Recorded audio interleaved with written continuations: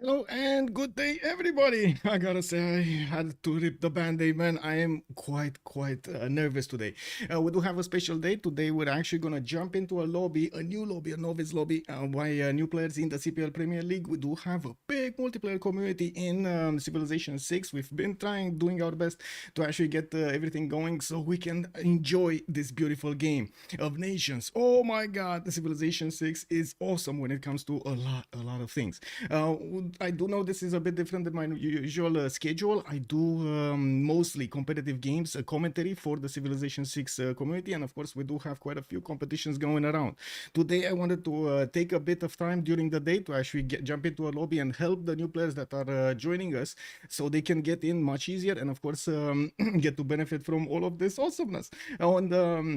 And tonight we do have a game from the CWC, from the Civilization World Cup, which will be at 1800 GMT. Holiday on Highlands will play against Change of Circumstance. That is their third game, and it is a decider for who actually gets directly in the finals and who's going to need to play another game, another best of three series against other opponents. I do want to start up a little bit like in the background over here, the music, so we can get going into the game. One of the things that I want to mention, so Civ6 is a strategy game, turn-based strategy game. We do have nations that are being represented in the game with leaders, personas as we like to call them. And of course, for example, like England, you have like 5 personas and so on that you can benefit from in the game with different bonuses and different interactions with the other attributes in the game. Right now, this is basically what is happening in the multiplayer league. We are giving the players, of course, the staging location over there to do their votes and get into the game so they can properly how to say, organize. And we also give them the opportunity to have, guess what, a pick and ban phase. They do choose which civilizations are going to be too big to handle, and on the other side we do have them choosing which civilizations from a draft they will get to play. It's randomized, right? So you don't get only like 5-6 choices. You actually need to know the game. I do want to say hello to everybody in the chat right now. Board and Ian, hello there, sir, and welcome. Sleepy Joe, hello there, sir, and good evening, good day, sir. Heineck Dave, also good morning, sir. Unbelievable, you are awake at this hour. Did you not sleep last night? Unbelievable. Hello, sir, also hello, sir, and welcome. Yesterday I finally mastered the district discount mechanic. Yes, let's go. A big Canada game, early Diplo win. Basically the best. One of the things that I really want to actually take the time to, and this is the reason that I actually wanted to get into novice lobby, is with the spectator mode, is I want to actually take a look and analyze how each of the players moves are done so they can actually help how to say, look at the stream back, and of course help I can help with advices. A lot of the times little details that you actually do at the beginning of the game, where you settle your cities, how, in what order you actually settle those cities, and of course how do you get your setup going, initial setup going, the build will affect so much of the mid to late game. So this being a game that takes quite a bit of time, it is a game of thought, it is a game of a lot of math, by the way. The players will need to pay attention to these little moves. Now I'm pretty sure, since they are new to the game, they will go in some decisions randomly, and I want to get the opportunity to actually talk about each of the different choices and what it does have as an impact during that game. I also want to say hello to chat over here. Nemesis, good day, sir, and welcome. You feel free to ask me any questions about the game, and of course tell me to take a look somewhere during the game so we can actually have a conversation about this. And I gotta say, this is one day that I have been nervous about for 2 weeks now. Yes, oh my god, Twitch has actually put us on the homepage and I can't believe it. Natro, hello there, sir, and welcome. Chat, we did it, chat, unbelievable. I cannot say anything else other than this. Crispy Chocobo, thank you so much for the follow, sir, and welcome. So let's actually jump in and take a look from the left to the right of the civilizations. Usually that's what we do in the competitive scene commentary. We want to take a look at all of their initial settles so we know what their land is, what kind of interactions they will have, and how the game might progress. And I say might progress with like a heavy underscore there, because it can be so different because of the player choices, even if I would say you think it is quite obvious. We do have Pedro II to take a look at. looks also a bit of sorry, introduction over here. We do have this game being played on the Pangea Standard Regis map. Pangea Standard Regis map, basically it says it's one big continent, as you see displayed over here on let me actually display it on the screen. It's one big continent with the civilization sprinkled around. We have some city states which cannot actually get a second city center. They're just there, and you can benefit from their bonuses by using an international, as we call suzeraning the city states using the envoys. On the Pangea Standard Regis map, it's very unlikely that you're going to see wars on the Navy, but to be honest, I see two opposing nations that might go at some point against each other on the seas. They can cross the oceans, and they, of course, will get to do some boom boom over there with units. And we do have to jump into Brazil here. So Brazil's main bonuses, I'm gonna quickly put them up on the screen so we can actually have a quick look on the text. I know it does reinforce as much as possible the information we're receiving. Rainforest, biggest change over here for Brazil is the rainforest will provide one adjacency bonus to campus, commercial, holy sites, theater square districts, and will grant also appeal to adjacent tiles instead of the usual -1. Unimproved rainforest tiles gain 1 production at construction. So we will see him trying to benefit as much as possible from that interaction between the forest, rainforest, and of course his districts. And we're going to need to see him also using as much as possible the mountains and other bonuses that those districts will give him. Rio de Janeiro is between the mountains. It has a river, that means fresh water. That means his housing capacity in Rio de Janeiro will be higher than normal, and usually the players always want to go for fresh water. This is their first go-to option. The second one would be a coastal city which has a little bit lower housing, so you do have to build more to get to the same number. And the third one would be non-fresh water, which is basically no extra housing bonus on that city. You have to build something for them to actually get to higher population. And why does this matter? Every time you look at the city, you see it has two numbers over there. It has a 3 and a 4. It says basically right here, the city is a 3 population, and it will grow in 4 turns to the 4th population. You can actually take a look at all of these numbers on your cities and try to synchronize your other moves with this number, because it does help quite a bit, knowing when to put down districts and so on, when you will put down districts. Now, in this particular situation, this number of population means how many tiles of this city center does that population have the ability to work. So you have 3 population, you're going to work 3 tiles. You have 4 population, you're going to work 4, and so on and so forth.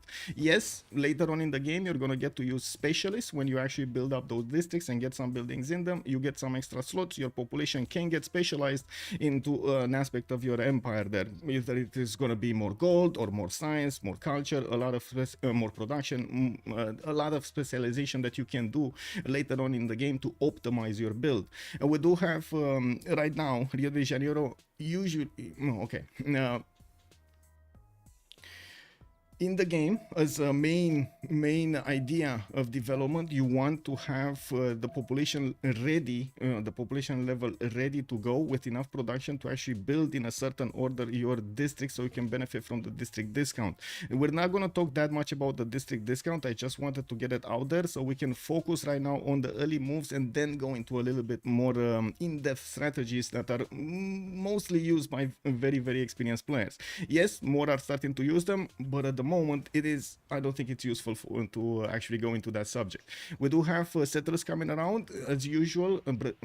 As a new player, you're going to want to discover your territory. This is, by the way, our vision. To take a look at the vision of Brazil, we have to open up this screen. This is how they open. You see that very little vision. They don't know where are mountains, where are rivers, where are resources, where are forests, where are lakes, where are anything.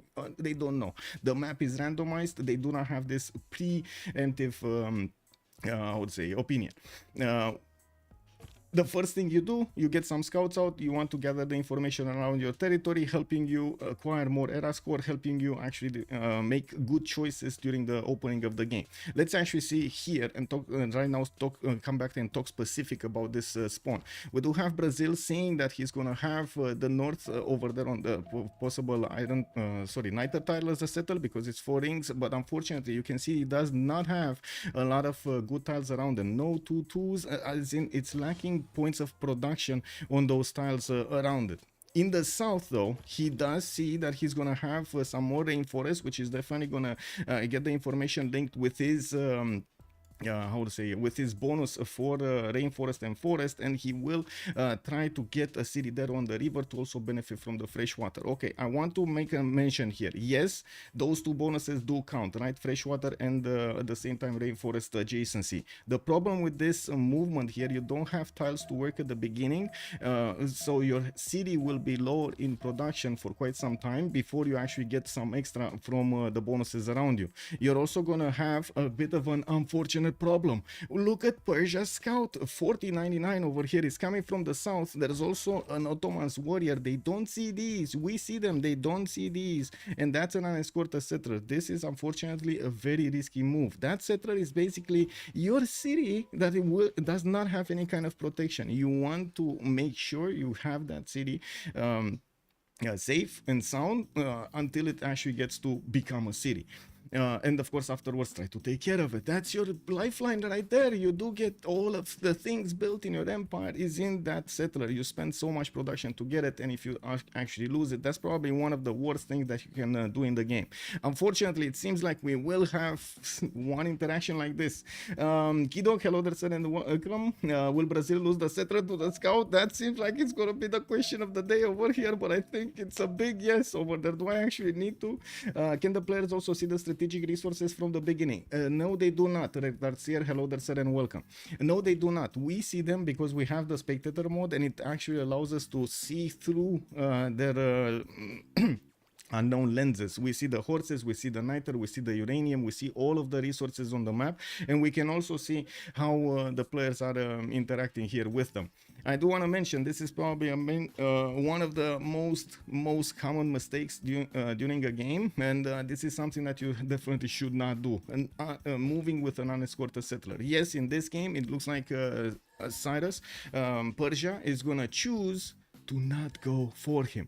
There is a thing that has been developed recently as a behavior in the multiplayer community. The players actually give themselves delegations. They send each other like 10 gold. Hey, you know, I'm paying my dues. Like, look, my settler needs to go forward.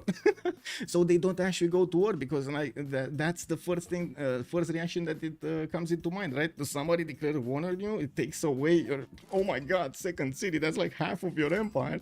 You want to go and bam, bam, bam, right? Play the bam, bam. Well, no, this time around, it looks like Pebbles is gonna come in and it's gonna say, okay, we got some safety here. And look at this, we do have also Ottomans meeting over here, Salvador de Bahia.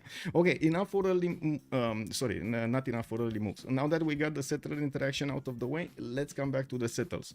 Rio de Janeiro on the left side, as you can see, would have had fertiles to settle next to, so he could benefit from extra food and some extra gold. You see these tiles, think of them as adding up, right? You want the food, you want as much food and as much production. If you can get a third option there, oh my god, that's amazing, right? So basically, the higher the number, the better the yields. Yes, there's some equations that you would need to take a look at later on. How much gold does one production mean? That's 401, 4 gold for 1 point of production. How much faith? It's around 2.5 per one production, and so on. Those can be somehow transformed so you can get an idea of what would be faster and what would be slower in your development of the empire. It's just running a business, right? Getting your empire going here. Okay, production centers. We do have another one coming out from Rio de Janeiro. I hope he's gonna move it on the west side, and of course I do want to reiterate that probably was his best settle here. Well, that he sees, because the best settle that he should have gone for is this one to the northwest over here. But anyway, and this one over here on the 2-1, you get access to the fertile. You get like an insane how to say, an insane campus over here next to, and you can place commercials also around. Let's move forward and take a look at Cree. Cree is the next one on the map here, and let me actually take a quick pick. Where is Cree on the map? This is Cree, Miki Civ6. Well, Cree has a few extra bonuses on his side. He's the one that really likes to scout quick, and did manage to actually get an extra tech over there for the scouts, right? His Okchitaus are legendary. That's the unique unit of Cree, and you can actually see it right here. They move faster, they get a fast promotion from the beginning, which is something that other players will need to actually attain. And also Cree does have extra strength. It's a 50 milli strength Occitan versus the Scout, which I believe is like what 5 or 10. Give me a second. It's a 10.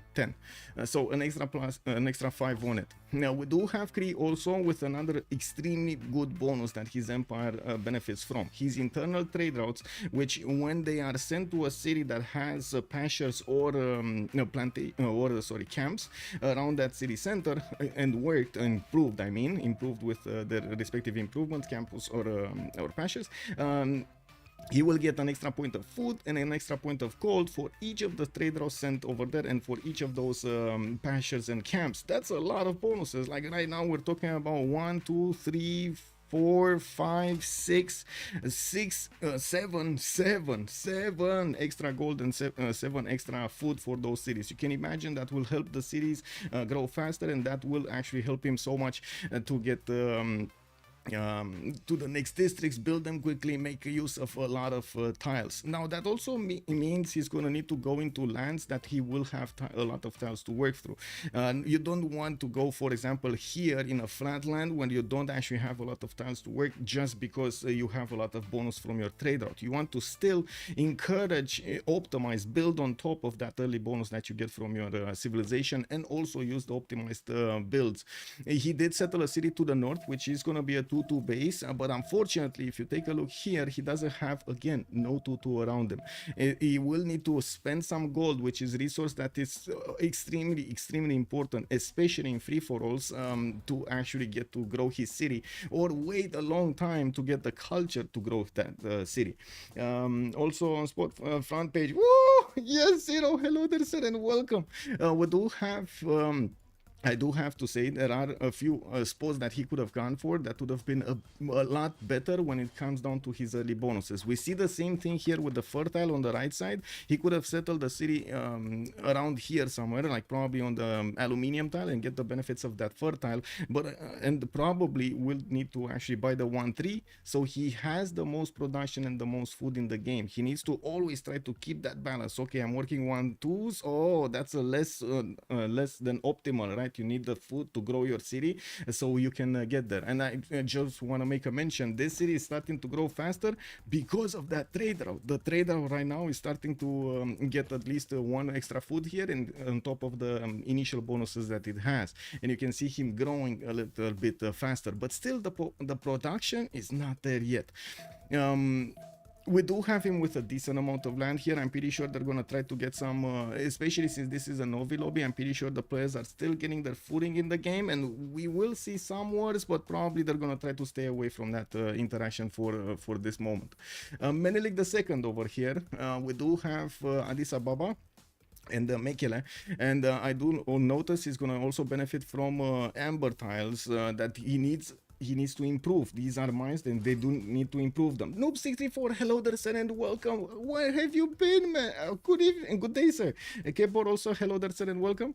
Now, we do have Ethiopia benefiting from another very important bonus. First of all, really likes to go holy sites versus the nations that we've talked about right now. I do want to put it up on the screen over here so you can see Ethiopia as international traders. First of all, gets get extra faith for the resource of the origin. Improve resources, also get extra faith, and can purchase later on archaeological museums and archaeologists. On Menelik II, though, we do have this bonus here, which makes it quite an interesting civilization on very big maps and full of hills and other and a lot of territory. Menelik does receive science and culture equal to 10% of his faith generation in cities founded on hills or resources, and this is the important part. You need those hills and resources to settle in the correct spots over there, so you can get the most benefits out of it. So he, as you can see, he did settle Mekele on olive tile here, which is a luxury resource in the game, and it gives your people some happiness, right? You got olives, you're happy, right? It makes sense. We got some bananas here, but these are not luxury resources, these are bonus resources. It seems like you don't really get happiness from bananas. You get extra food, as in you get bigger, but you don't get happiness. Now, we do have him starting up with the holy site, so he can add that bonus, he can make the use of that bonus of extra science and culture in the game. Now we do have him also getting his fast third settler out, and you can see he's searching for a location here. I do want to mention he did settle the city of Mekele. One thing that he did not do here is really buy out this banana tile, this 3-2 banana tile. Getting your population, or I should say, let's put it up like this, optimizing your workflow, what your city is working to get the most, is squeeze out the most out of it in terms of production, or I should say in terms of growth and the production, is the way to go for the top slot, is the way to win the game. Every one of your little moves right here, if you work one extra production, if you work one extra food, if you work one extra culture, or so on and so forth, will add up, and in the later stages of the game you will get to benefit from all of those little advantages that you got from the beginning. It kind of makes sense, right? And one of the things that the players do learn during this normal gaming session over here, because right now we are basically in a normal gaming session, but what the players are learning in the competitive scene is how to take advantage of all of those little bonuses, so you can actually get extremely big, extremely quick with your empires, and benefit from timing attacks against your opponent. You're gonna see it's quite complex to actually get there in a good sense of the word, like have your empire extremely powerful. And I do want to have the chance of talking to on the next civilization. Wilfred Laurier, definitely different than what we've seen right now. Wilfred likes to stay in the tundra. He likes the cold, not like me. Do you see me? I'm like full sunshine over here. We got unbelievable. We got like 42 degrees, 43 degrees where I am right now. It's like boom. I hope you cast all the remaining CWC games. Oh, there is a legend. Hello there, sir. We don't. Okay. Happy birthday. Okay. I do wanna also switch my screens here so I can put up the chats properly. Give me a second so I can take a look at this. We got this, and we got.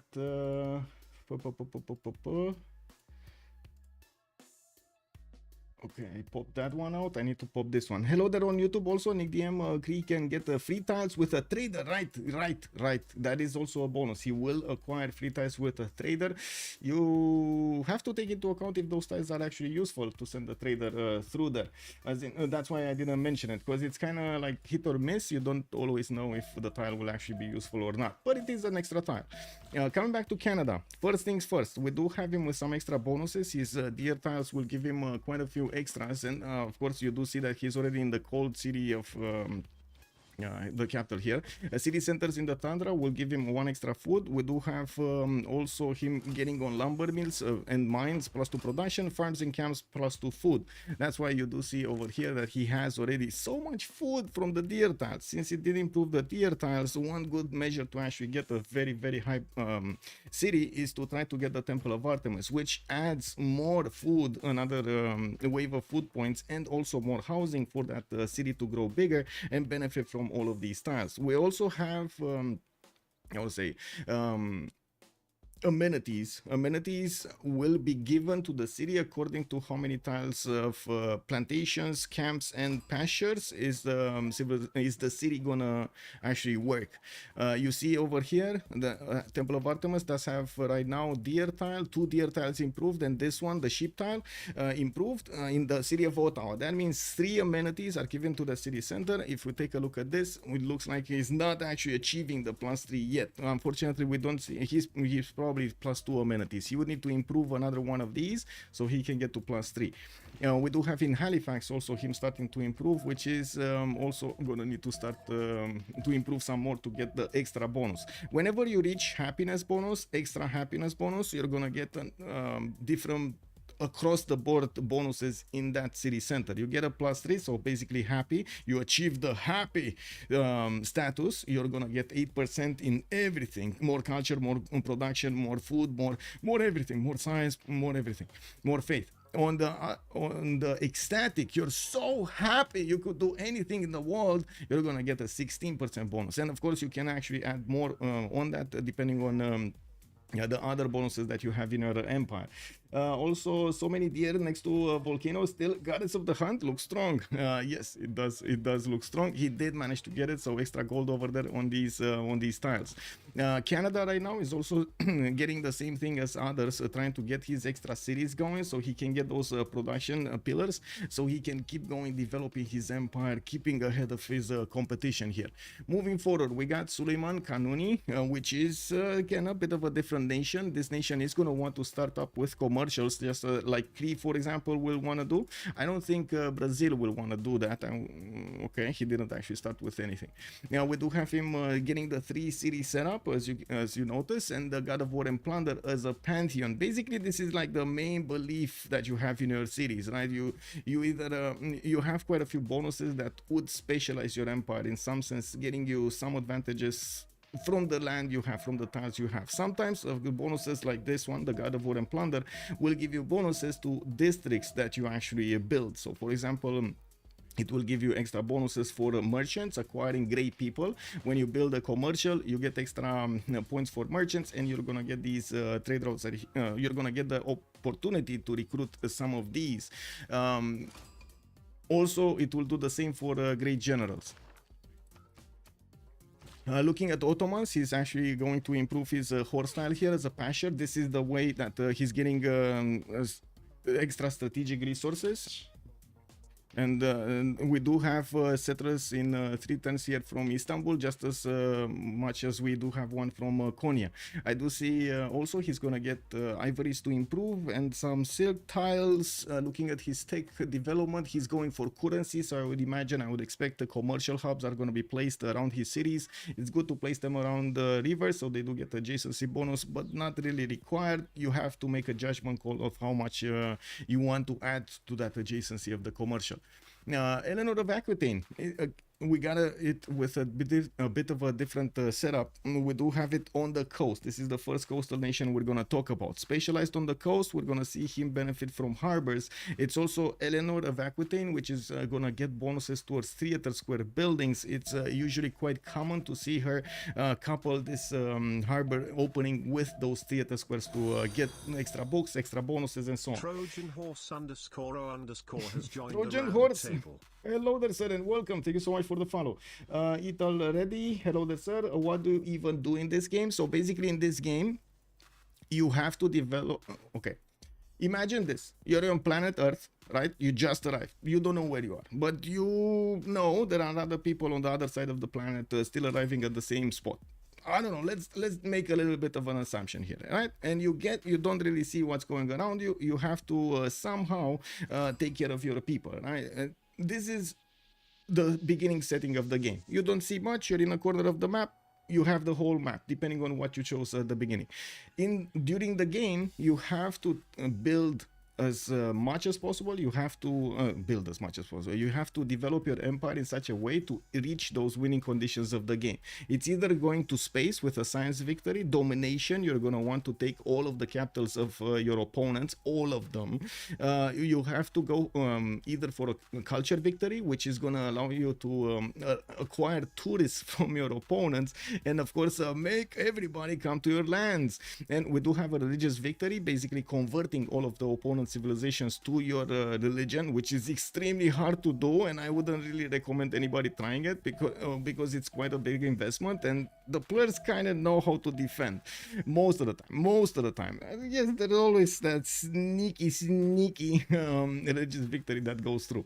We do have also the diplomatic victory option in the game, which basically allows you you're gonna see at some point in the game we're gonna have pauses, and they will have voting session. They will get to vote on what do they want in the game in the next part as main ideas: extra damage for a certain type of unit, less damage for a certain type of unit, or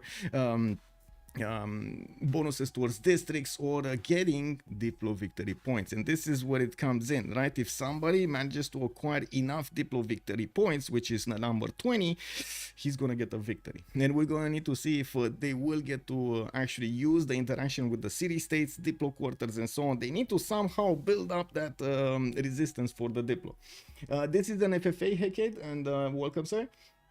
Is Eleanor going campus first a capital mistake? Yes, it is a mistake. I have removed for the day or until tonight HOH versus COC game. I have removed the Civ6 and also the other one, the POG, because I don't think it is fair. This is a new lobby. This is a lobby that I would say has just formed with quite a few new players in the scene, and I do want to have the opportunity to talk why something needs to happen in a certain way and why something needs to is a mistake basically. We do have settlers in 3 turns here from London. Looks like he is gonna go and settle another city. I do want to make a mention of the granary here. Okay, so usually the normal build for any kind of naval civilization which is going to be specialized, it wants to stay on the seas. Royal Navy dockyards are his harbors, his replacement harbors. Those are half cost, and you do get them at the celestial navigation here, which is not a very far away technology. You do need sailing and astrology for it, but you can get it relatively easily. If you do get it to the Royal Navy dockyards, the Royal Navy dockyards not only will give you the extra era score points that will allow you to get faster to a golden age, but you will get extra gold immediately and the option to build the lighthouse. The lighthouse will also give you an extra trade route alongside the housing that you get in that city center. And my comment here is, instead of building a granary for the next 6 turns or the next 5 turns right here, but in total it was 6 turns, you should go for a Royal Navy dockyard because you build it half cost. We can actually check how much it is, and you're gonna see the mad difference of production. So a Royal Navy dockyard is 30 production, and this is cut in half because this production displayed right here is on standard speed. We're always playing on online speed, which means all of these these production numbers are cut in half. So it's 15 production that you get to build extremely quick, right? You get it 2 turns, 3 turns, bam, you get that district. You get a lighthouse, which let me actually take a quick pick over here and make the difference. Lighthouse is 120 production, so that's 60 production plus the 15 that we had earlier, 75 production. How much is a granary? A granary is gonna be 65, so it's 33, no, it's 32.5 production, but you only get the housing. You don't get the extra gold. You don't get the ability to build another trade route, which also adds more production and more food to that city center because it's going to connect to your capital city and so on. And unfortunately, when you choose to spend the time at the beginning to build a granary, you're going to cut away yourself all of the bonuses that you would have had on the other side. Even though it does look good that, okay, the people might have some housing and so on and so forth, if you look at it in chunks of 40 turns or 50 turns, it's going to be definitely much more efficient to go for the lighthouse than it is going to be for the granary. I'm not saying granaries are bad, but they have their moment to be built. Tassos, hello there, sir, and welcome. This is an FFA bet. Whoa. We're starting to do predictions. I don't know which predictions to do, sir. Okay, coming back to what's going on over here. He got his 4th city to the north. I do see he's gonna go for a 5th city. He did open up with campuses, just like chat pointed out. This is, I would say, not the ideal scenario that you'd want to go for, because it slows down again your development. You want those trade routes to hit your cities as quickly as possible, and you want to benefit from your civilization bonuses that you have. Eleanor is not gonna get bonuses towards campuses, but it will get bonuses towards give me a second, England over here, not this. The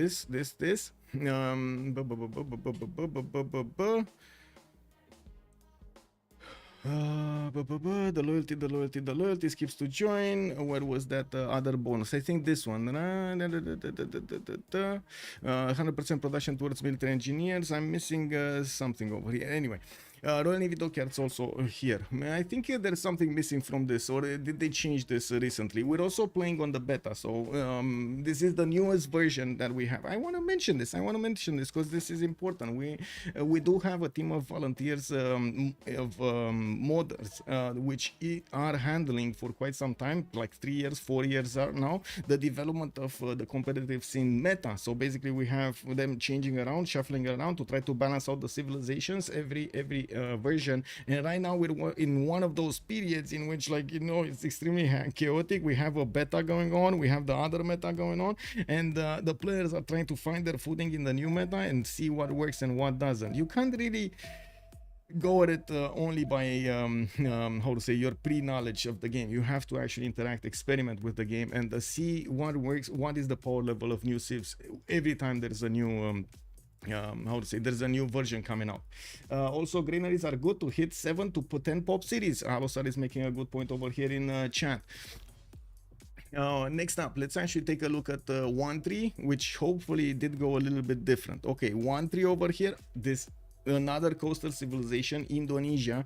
First of all, benefiting from 2 faith attend when he's settling cities on coast or on lakes, so a little bit extra faith over there from the beginning. Free pantheon, basically. Because of that, your people will actually want to get their how to say, beliefs going, and he chose God of the Sea as a pantheon. This gives him an extra point of production on all of these coastal resources. You see that he has some awesome tiles. Like, if you compare what tiles he's working right now with the tiles of others worked right now, this is such a big difference, right? We got like 2 1s, 2 2s over here, and then on Indonesia we got like 3 3 1 1s and 4 2 1s. This, from the get-go, you do understand that, wait a second, this is gonna be a bit better, right? The development, the speed of development will definitely be a lot higher than you would see on other nations. And this is how you should actually look at the game always. You want to take a quick peek, a quick snapshot of what are your best options, and trying to go for those as quickly as possible. Best food, best yields that you can get from tiles and the surrounding area. Now, you have to also take into account your neighbors when you're making decisions of expansions towards the north, towards the south, towards the west, what kind of territory you can keep and what kind of territory you cannot keep. In this, also in Indonesia, I do have to point out, it does have the ability to get boats with faith, so that extra faith can be actually spent on something different. And also, I do want to mention, since it is a seafaring nation, it does tend to go for celestial navigation, so it does get the harbors out really quickly. And you can see how he's setting this up very nicely between his capital city and the second city towards the north, so he can get the two how to say, harbors next to the city center, benefiting from the most adjacency points. Also, some resources in the water that could be used, and in between he's gonna get a campus that not only benefits from that reef tile, the turtles adjacency, but it will also benefit from the 2 districts, and also a 0.5 from each of the water around it. That is dedicated to basically Indonesia here. Mighty Matey, hello there, sir, and welcome, Top Civ. Hello there, sir. What is this? It is a novice lobby. I wanted to get the opportunity to talk a bit more in detail about all of the choices and the random choices that are being made in the game, because I'm most of the time in the competitive sim, I don't really get to talk about these subjects. Like, the competitive players are extremely optimized in their builds, and the difference between them might end up to be literally just a few points of production that are being worked at some point. And yes, I can point that out, but then during the game you're not gonna see me pointing out that much of other things, because they know what to do every time. What do you want me to praise them every time? Yes, I am praising them every time. They are some incredible big brain players that are right now in the multiplayer community. Patty P, thank you so much for the follow, sir, and welcome. Also, looks like England didn't open up with top 3, so that's why they went granaries. And that's a good comment over there, Mighty Matey, which we're gonna get to. Actually, no, let's put it up here. So you see the technology tree, how it looks. You have some lines over here that are giving you the idea of how they're connected to each other. You cannot go from masonry and go directly to shipbuilding unless you actually have sailing in between. The lines do really matter. So we used to say in the multiplayer community that somebody's going top 3, so he's gonna go for that naval interaction, he's gonna go for celestial navigation, harbors, boat type of boats, later on industrialization, and so on. In the middle 3, it's basically the simming. You do have currency, you have like campuses, commercials to benefit from. Later on, you're gonna get some production, apprenticeship, and so on, and also education, right? This is the mid 3. The bottom 3 is the war 3. We do have swordsmen, horses that are gonna need to be discovered at the beginning, archers, and also, of course, horses here. Kokusu, hello there, sir. Why do I have 1000? Because Twitch put me on the front page. I have no other answer for that. Tom Jammy, hello there, sir, and welcome. Is this kind of game barbarian enabled or not? In this particular game, barbarians should be enabled. To be honest, I'm not sure if they. Yeah, they are. They are enabled, and this is also something that we need to do in FFAs, in free for alls. It's a must-have to actually have these barbarians, because sometimes you need that era score, and it's not that much. It's not that punishing on the player to have those barbarians around. Most of the players do know how to handle them, and BBG did add a bit more damage to one of the cards, the barbarian, the anti-barbarian card at the beginning. I do also want to point out something here. Government plazas are a specializing district of the empire. It's a whole empire bonus. You do get it. You do get the government plaza, but then the buildings in it will help you specialize, and will how to say, designate only certain paths of development for your empire. You can try to mix it with other stuff, but usually you want to go full in onto that bonus. So Majapahit, the capital city of Indonesia, did build the government plaza, and he's gonna go for ancestral hall. This gives me the idea that he wants to build as many settlers as possible and try to grab as much land as he can, because ancestral hall does have the bonus of actually getting settlers faster. 473 has joined the round table. Ranger, thank you so much for the follow, sir. Luis T, thank you so much, sir. Much appreciated. We do have 50% increased production towards settlers from the ancestral hall in this city. The new cities will also receive a free builder. So not only you get to build cities faster, but you also get to develop them faster. This just seems... That's so good, right? Well, the thing is, you're not gonna get the other bonuses from the other buildings. So, for example, if you do go for audience chamber, which is another very, very good one, you get amenities, so your people will be happy. We get more food, so the city will grow faster, and you do also get extra housing in the cities with a governor. So it does kind of force you to try to have less cities, but the cities that you have to put governors in to benefit from all of these. So you have, you know, a give and take. You specialize to go wide, or you specialize to try to go as tall as possible. Now, there's kind of a minimum amount of cities you should have in depending on how big the map is. Like, for example, in this one, it's probably going to be between 8 and 10, while if you're going to go for the late game, you're probably going to want 12, 14 to actually keep up with the necessary score that you need to get in the game. With Ancestral Hall now finished, he is free to build a lot of settlers, and he's gonna start probably moving them to the south and to the north to grab as much territory as possible. I see he's gonna have a good array of cities on this coast. Doesn't really need to have he doesn't have beef with anybody, right? It's fine, right? He could just keep on going. He did also settle on a wonder. This is Cliffs of Dover, and it gives him extra gold and culture from that city center. Fortuna Pelli, good morning, sir. Oh my god, is this wait, is this Fortnite time, Fortuna Pelli? Didn't know. Yeah, I mean, I didn't know what to do exactly today. In my mind, I had quite a few ideas, but I didn't. So this is the first time that I got invited to something like this. For me, it is incredible. Like, this is something that probably happens like once in a lifetime to get this kind of opportunity, right? So I was like, oh my god, what do I do? How do I get the most most quality for me to show that, okay, I can perform, I can talk, I have some knowledge there, and so on and so forth, be helpful at the same time, and get also some fun going. So I was like going through quite a few ideas to try to get things going, and not gonna lie, I am quite nervous. I think that's the word in English. Anyway, yeah, we do have Pingala in 3 turns here going into Bagdung.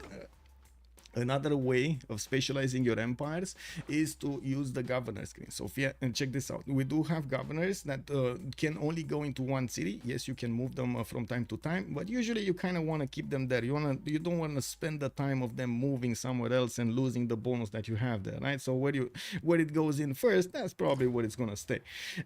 Some is happy for the defense, like Victor, for example, is extremely well known for creating bastion cities cities that are able to handle a lot of damage being done to the units around them, and cities that will help your empire survive an attack.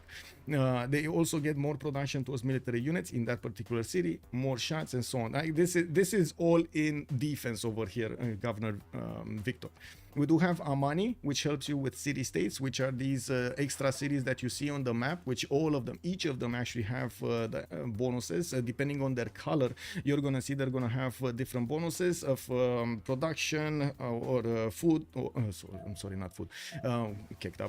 Science, culture, gold, or faith. Extra on top of that bonus, you also get a dedicated bonus depending on which city state it is. Auckland, for example, gives bonus of extra production on the improved coastal tiles of your empire. So for example, Indonesia right here, the first thing that he needs to actually do is choose Auckland, or one of the first things that he needs to do. As quickly as he can get actually at least three envoys in that city state, he will manage to get more production in his empire, which again is going to help his tempo up, build stuff quicker, get stuff faster to the late game. Perry P, I searched as I had some scene of your tournament vids on YouTube, and it said you were live, so came over. Welcome, Perry P. Perfect timing, welcome, and thank you so much, Kale, much appreciated, sir. Kale 832 has joined the round table. Wait, Fortuna Belly is saying it's only 11 p.m. Whoa, and you're waking up at like what, 4, 5? Wow. Okay, moving forward on the governors, we're gonna have Moksha, which is specialized on culture and faith. You can see most of its bonuses are dedicated towards that. We do have Magnus, which is specialized in logistics mostly. I would say the trade routes, and at the same time also the food and the production of the city center. You also have the vertical integration, which is an extremely good one later on in the game. You have one industrial center, and it gets the bonuses from all of the other industrial centers around that city center. So, you know, clumped up empires, woohoo, represent. Now we do have also Liang, which is again food and production, but a little bit dedicated to help you mitigate the damage that you're gonna get from floods or volcanoes exploding, stuff like that. You can see it does have the reinforced materials. It also wants to be, you know, as light as possible, so it builds parks for people, gets them some extra science, some extra culture, some extra housing, amenities. It's all around interesting to have, especially for this rainforest. Yes, some players still like to go for parks and recreation. In total number, I would say it went down significantly. This strategy went down significantly in the past month, 2 months or something like that, progressively in this meta. And we do have Pingala, which is the science guy. This is the guy that gives you more science from the population, more science output from campuses, buildings in them, and so on and so forth, not to mention trade routes. And it's the space guy. He actually likes to go to space, so it will help you get there faster by increasing your production. We do have also Reina, which is the gold guy, the gold ma'am, I guess. We do have financier here, and governor abilities will give you more gold per turn for each floor and trade route. You also do get the opportunity to double the adjacency bonuses of commercials, of harbors, getting you more bonuses and so on. Fortuna is also Aussie. East Coast AU is 2254. Well, wait, Fortuna? Aussie? Is it? Are you? Anyway, moving back to the game, let's actually take a look at Wilhelmina. Wilhelmina right now, okay. So Dutch is a bit of a mixed bag of bonuses here. Dutch really likes to stay on rivers. It gets extra adjacency towards different districts from the rivers. So basically that's one of the biggest bonuses. Then next, it will kind of want to benefit also from the water. It does have one of the best frigates in the game, the Zeven Provincian.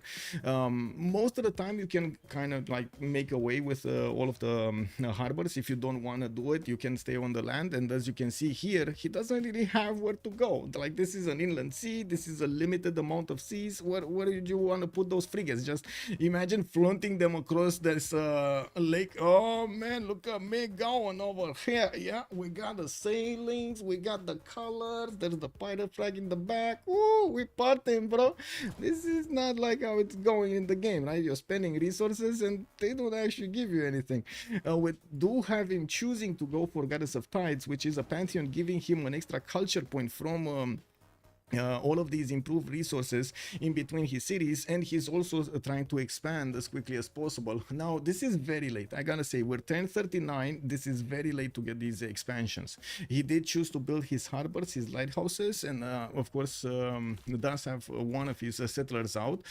He doesn't have his government plaza built, and he's building these settlers without that ancestral hall bonus. He doesn't have the ability to get them. I'm pretty sure he's using the card. Let me actually click on him. We can take a look at his government. He's using colonization. You get 50% off from this, but imagine this coupled with the other one. Oh, mixed bag. That would have been amazing.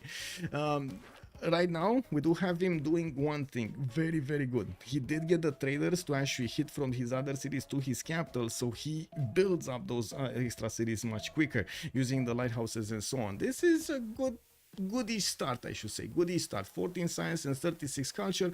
Could be improved, but it's a good start. Now I'm a bit confused why he's going for theater squares right now, but I would imagine he's going to want to couple his free inquiry golden age, which he is right now in a pen, brush and voice, with all of these theater squares giving him the bonuses. So around every 25-30 turns in the game, we do have, like between 20 and 30 I should say, we do have that World Congress that I told you. That is also the switching of the era. This is how the game actually gives you some bonuses, gives you some I don't know how to say German. It gives you some pillars that you need to actually get to and go around. We do have 4 possible different ages that you can be in. Dark Age, Standard Age or Normal Age, Golden Age, and a Heroic Age. Each of these have different bonuses attached to them, and will influence your empire significantly. Now the beginning bonuses, you do have extra culture from pen, brush and voice on each district, and you get to extra gold, which is amazing. You get to develop your cities much faster, discover those policies much faster, go through all of this civic tree very, very quick, and also get the policy cards so you can increase the tempo of your empire depending on what you want. Patty P, okay, I did see this, okay. So we do have to take a look next. 14.99. Let's see, what do we have here? We do have him on 5 cities. Looks like he opened up with commercials and then followed up with campuses. So he's going gold, campus, and the government plaza in between. We also see that he wants to go tall, getting his audience chamber built in his government plaza. Does mean how to say, does mean he's gonna get the benefits of food amenities in those city centers with a governor. And you can see he's putting right now 3 governors, Moksha in the city of Susa, that's gonna be the culture city and the faith city. We got Magnus in the capital for the production and the trade routes logistics, and then we do have Hangmatana getting Liang to help fend off the floods that might actually happen in this city center. Now usually when you see cities like this, the players sometimes actually want to go for a Temenanki to get more benefits, actually make that land worth, right? As long as you settle it and it's not really giving you much, you should try to improve it somehow. Very pleasant Vesuvius. Where is Vesuvius? Oh, it is to the south over here. Yes, it is, giving him some extra science points. I do see he's also getting holy site in Susa. This is okay. This is interesting. We see this a lot in the 4v4 scene, so the players do try to mix that religious bonus with their other empire bonuses to try to get bigger. And also one big thing, to get to those ages I was talking about, you actually need to acquire during the game bonuses from different things you do. We call them era score. Discovering cities, discovering civilizations, discovering new continents, putting down specialty districts, and also putting down a certain amount of adjacency for some districts. For example, +3 for a campus, +4 for a commercial, +4 for a harbor. All of those actually will give you, the first ones will give you era score. Wonders are also going to give you era score. Religion is also going to give you era score, and so on. and the players will try to get all of their brains together into one single concentrated move so they can actually get those era score bonuses. It's something that you learn by experience. It's something that, yes, you can actually learn reading through the Civilopedia about era score, and also there are some useful tools on Wikipedia about what kind of things are going to give you era score in the game. It's very good to know them because they will be extremely useful. Not getting that golden age bonus versus getting that bonus can mean you winning the game or you losing the game. It's that big. It's that big. And you're gonna see a lot of the times in the competitive scene that players trying to get the perfect age at the perfect time they need to. Moving forward, let's actually see on Lothi, what do we have here? I do want to say on Persia, we do have him getting a lot of, I already see he's getting a lot of production because of those internal trade routes. And also Persia's bonus adds, this is Nader, right? Adds more science on each of these traders alongside the normal bonuses that you get. Looking at Lothi, where do we have Germany? We got Germany in the game. No, this is Ethiopia. What is... Whoa.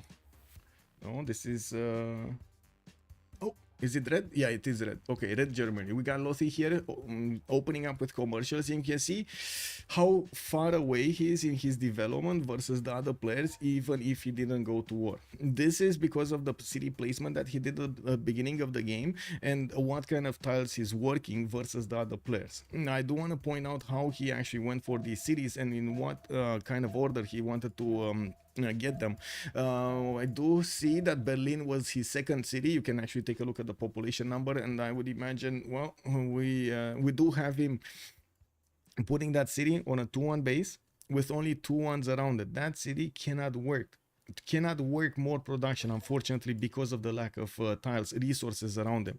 He probably did spend some gold to get a 2-2 or maybe grew into it, I don't know. But the fact is, he unfortunately lost a lot of his tempo at the beginning by not settling these cities where they should have been settled. Maybe even, like, for example, going for the rice tile, one extra tile would have been miles ahead of what he would have had. Even if he would have worked just the 2-2 tile, the city would have grown faster. He would have had an extra population point to benefit from, and I'm pretty sure he could have bought these tiles on the west side, so he keeps on getting some extra 2-2s. It's still not a good city. Like on the right side, I want to point this out, it's still not a good city. Best city right here is this one to the north. It takes him 1, 2, 3, 4, 5, and 6 to settle, 6 turns to settle. He's gonna have access to an extra banana tile and an extra coffee tile, and also mountains, rivers to benefit from, strategic resources. Well, he does not have this information, but the thing is, at least for the third population number or fourth population number, he's actually gonna have good tiles to work. In this city, he didn't have not even one population point to work around this. On the southwest, he did put this city in a starving location. What do I mean like this? He doesn't have enough food to grow that to a higher population level, and he got capped. He got stuck, and this is another problem. You want to be able to keep your cities growing and keep adding more production to your city so you can expand, you can grow that city, opening up more districts, opening up more possibilities for you to get more stats. Next says, hello there, sir, and yes, this is a free-for-all. Confirmed. Okay, so let's see what's happening in the game, right? We went through all of the civs. I think this is the moment that we actually get some a little bit of fun and also answer questions in chat. Feel free to just throw any question at me, and of course I'm gonna do my best to try to go for it. So early, yes indeed, BlazeCat, yes indeed, sir, so early.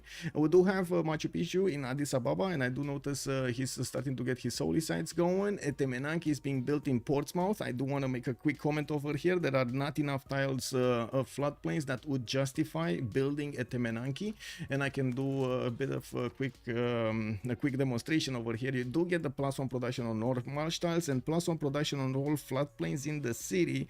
+1 science on also floodplains in the city. Now, if you take a look how much production it costs, it is 110 production, 220 divided by 2, and you do get 1, 2, 3 tiles to work with 1 extra production each. That's 3 production. Just 3 production per time added from you building, spending 100 in production. That's just not a good return on investment. You spend way too much versus how much benefits you're gonna get. Even if you calculate on the next 40 turns, it's still not gonna be added up properly. The city is also working the Fountain of Youth, which is kind of like weird. Now we do have so Ethiopia, Canada over here getting quite big. He's starting to get 2, 4, 6 cities. We do have him also starting to expand towards the north, probably a non-freshwater settle somewhere. He did get Goddess of the Hunt earlier for a lot of gold from these huts, and unbelievable how many huts he has, man. These are deers running everywhere. We got 1, 2, 3, 4, 5, 6, 7, 8, 9, 10. Oh my god, so much gold. That's 40 gold right there. We do have him also with a hut. This is weird. I don't know how these guys actually got here to the south of Ottawa. Can you imagine? Like, these guys are not doing anything. They're just sitting over there next to some fish tiles. Probably that's what attracted them to the corner of the planet here. And they're just seeing ice in front of them. Like, you know, those penguins over there just jumping around and massive whales.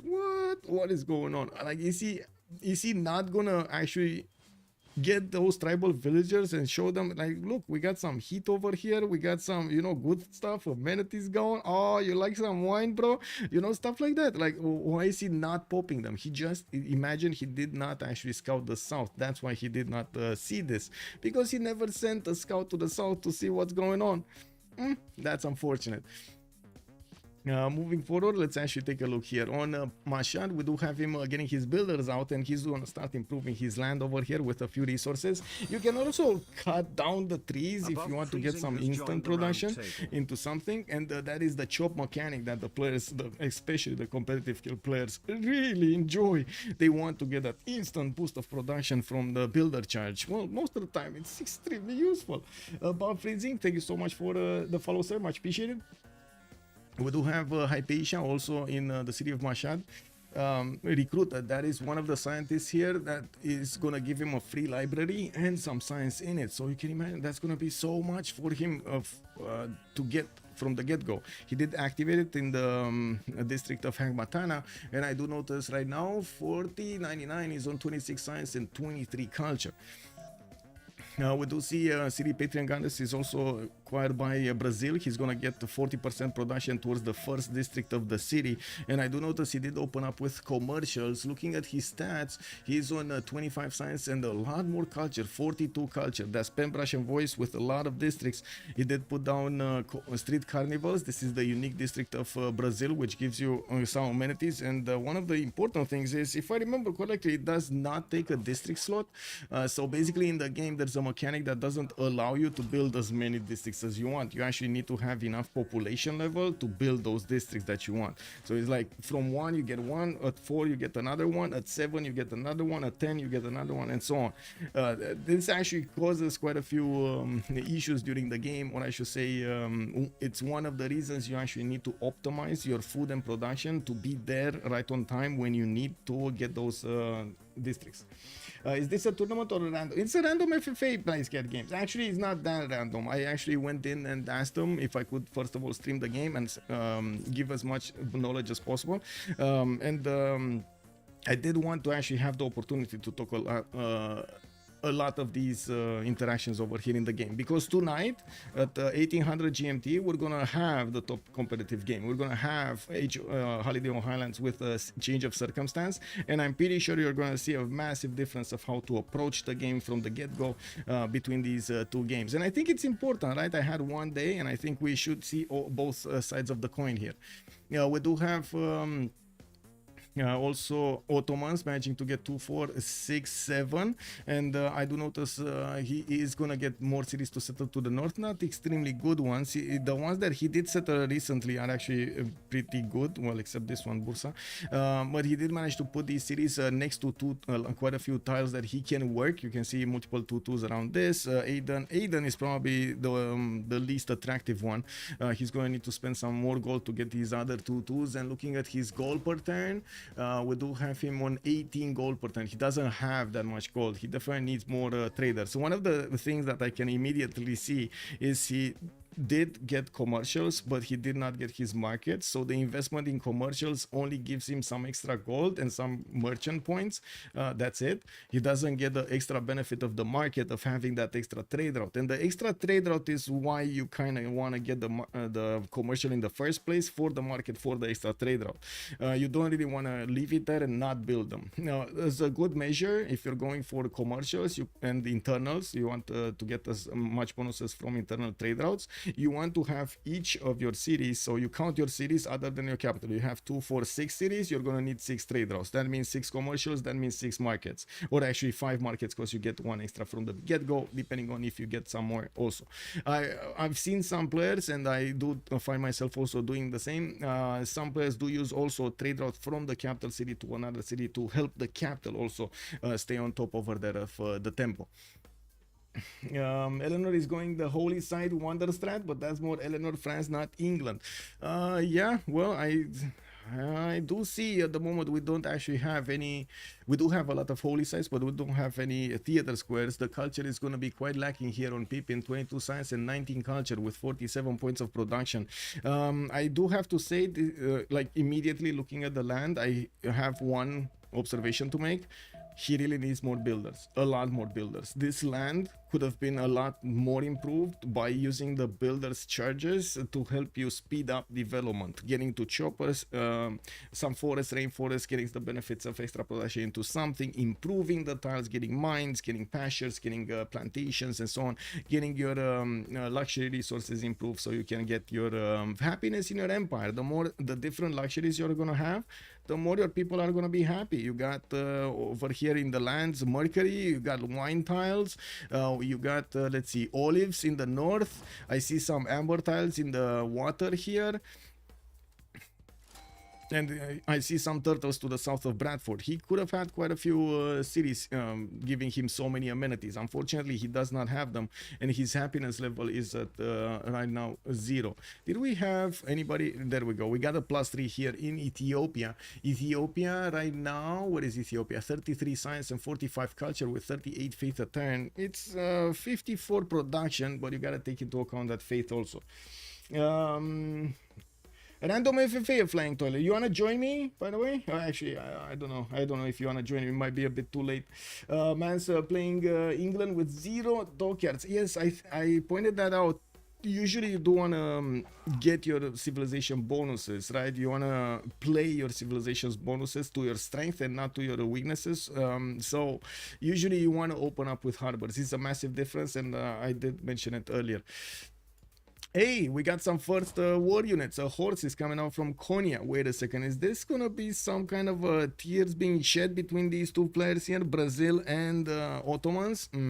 A bit about the rules. In the games, we've actually started off with initially allowing the players to have as many allies and as many friends they want in the game. The friendships actually and the alliances actually give you quite a few bonuses, and they do stop you from actually doing anything against your neighbor and or opponent. Usually, some time has spent, and we did end up limiting that number to 2. Only 2 friendships and 2 alliances are available in the game, but all alliances, we didn't have any kind of measure on it. And then military alliance has not been allowed in the game because it was felt that it gives too much of an attack bonus on one civilization versus others, and it would be a bit unbalancing the game. We did have right now, I believe the players did go for 2 friendships, and also one other thing, they actually need to always talk publicly. They cannot have backdoor deals. This is how most of the games in CPL are. You have to actually ask everybody in the lobby, you have to ask publicly if you need something, if you want to trade, if you want to do stat, and so on and so forth, because it does help you out so much during the to have the visibility, and it stops some kind of bad behavior that we've seen from some players, or I should say questionable behavior, not directly bad, when they try to gang up on new players or try to actually get a victory by pooling the resources together, unbeknownst to the target, right, to the player targeted. So having that above board, having that communication above I would say and open, I should say public, does help to mitigate that problem. Majapahit will get his Colosseum. This is one of the best wonders in the game. I want to call it out. One of the best wonders in the game for Indonesia. We got over here his ability to get extra culture on the city 6 tiles out from that build where that wonder has been built. You see it here. So he has 1, 2, 3 cities. This would be a bit too far away. 2, 4, 6. You see it's 7, and this is way too far away to actually get the benefits. Now that's one extra culture, but it also gives you amenities, not only because you had to build an arena before and an entertainment complex, but also the one that gives you amenities to the city. Amazing. This is gonna help him out, keep his head high with his happiness level at +3 at least in that capital city when he's gonna finish the Colosseum. Colo naval civs always feels Pepega though, because you barely have the land to use it. Yeah, true. But it's still better to have it than not have it, to be honest. Like, even if it's for 3, 4 cities, it's still better to have it.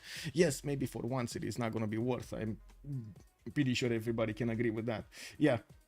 Wait, 4 city? Well, he will get another city here if you're taking into account this one. Yes, he will probably get another city to the south. I'm actually surprised that he chose to settle Ternate first, but I guess he thought that it's much easier to settle south. He doesn't need to grab land in front of Ottoman. Has joined the round table. Thank you so much for the follow, El Scotto, 416, much appreciated, sir. 2 is better because otherwise someone else gets it. Exactly. But yeah, I lost the win. I totally get it, man. 3 to 5 city colo is kind of, but yeah, you still get the bonuses. Is there a wonder that you would call best in general, or are the top wonders equally good depending on the situation? There are, so I would say, I would echo what BlazeCat Games here. Colosseum is one of the best wonders in the game, and giving you so many bonuses to your cities. Another one is for Forbidden City, because of that opening of another random card. You do get actually all of the wonders that give you an extra card are important. I would say I would place Forbidden City a little bit above them, just because of it getting the wildcard policy bonus. You can put any card you want in that city, allowing your empire to be so much better. Having the ability, and we've seen it yesterday firsthand, right? Having the ability to work the double harbor and the double campus card, and at the same time rationalism, gives you so much more science, right? And you don't need to give up on building builders, on getting other bonuses. It's just awkward to go down to printing if you rush industrialization. Yeah, exactly. Yeah, it's always a give and take. You have to always make judgment calls on where you are, what you need to be doing, and what would get you there faster. Basically, that's the equation. How you get this is how you actually manage to get the equation is how much knowledge you have of the game, which is extremely rewarding. Right? This is a game that actually rewards you so much for knowing so many little details in the game. Everything matters. Everything. And we do have to take a look. This is going to be an extremely good empire, by the way. Indonesia, I'm pretty sure he's going to be top slot here for quite some time. Let's see. I think Canada is first now. No. It's Indonesia. It's Indonesia, Canada, and then yeah, I was thinking they're very close to each other. And then it's gonna be Brazil next to him. Well, now this will have a bit of a challenge in the game. I did tell the players at the beginning, because well, kind of everybody here in the lobby is new. So I did tell them, okay, you might actually make some friendships at the beginning, right? You get Ottomans to the north, you make friends with Brazil to the west, you make friends with Persia. What happens if you go to first? If you want first, those actually become your competitors, even if they don't want to become your competitors. If they do want to go for first as well, now there will be a different interaction between the two players that were once allied, right? That they were once friends. And this is actually happening quite a bit in the games. The players do tend to have two approaches to this. They will either just close down the friendship and just go for first, or try to drag it as much and as long as possible so he can actually mitigate any kind of disadvantage that he would have from losing it, and or will make friends with players from the other side, players that will not actually get to how to say, compete for the first. They will try to compete for the third maybe, or for the fourth place in the game, but not for the first.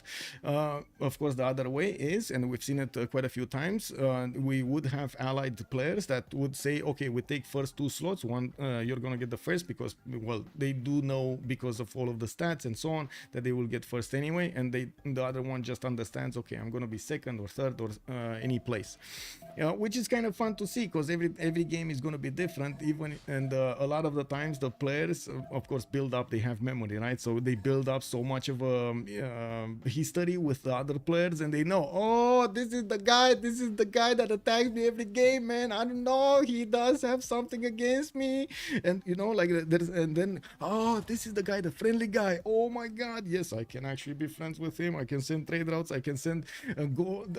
Sorry, you're not allowed to send gold. I can send the resources and so on, trade with him, and I know that if I have something, his response will be truthful, right? There's quite a bit of diplomacy going around in the games, and which is so fun to see the interactions of.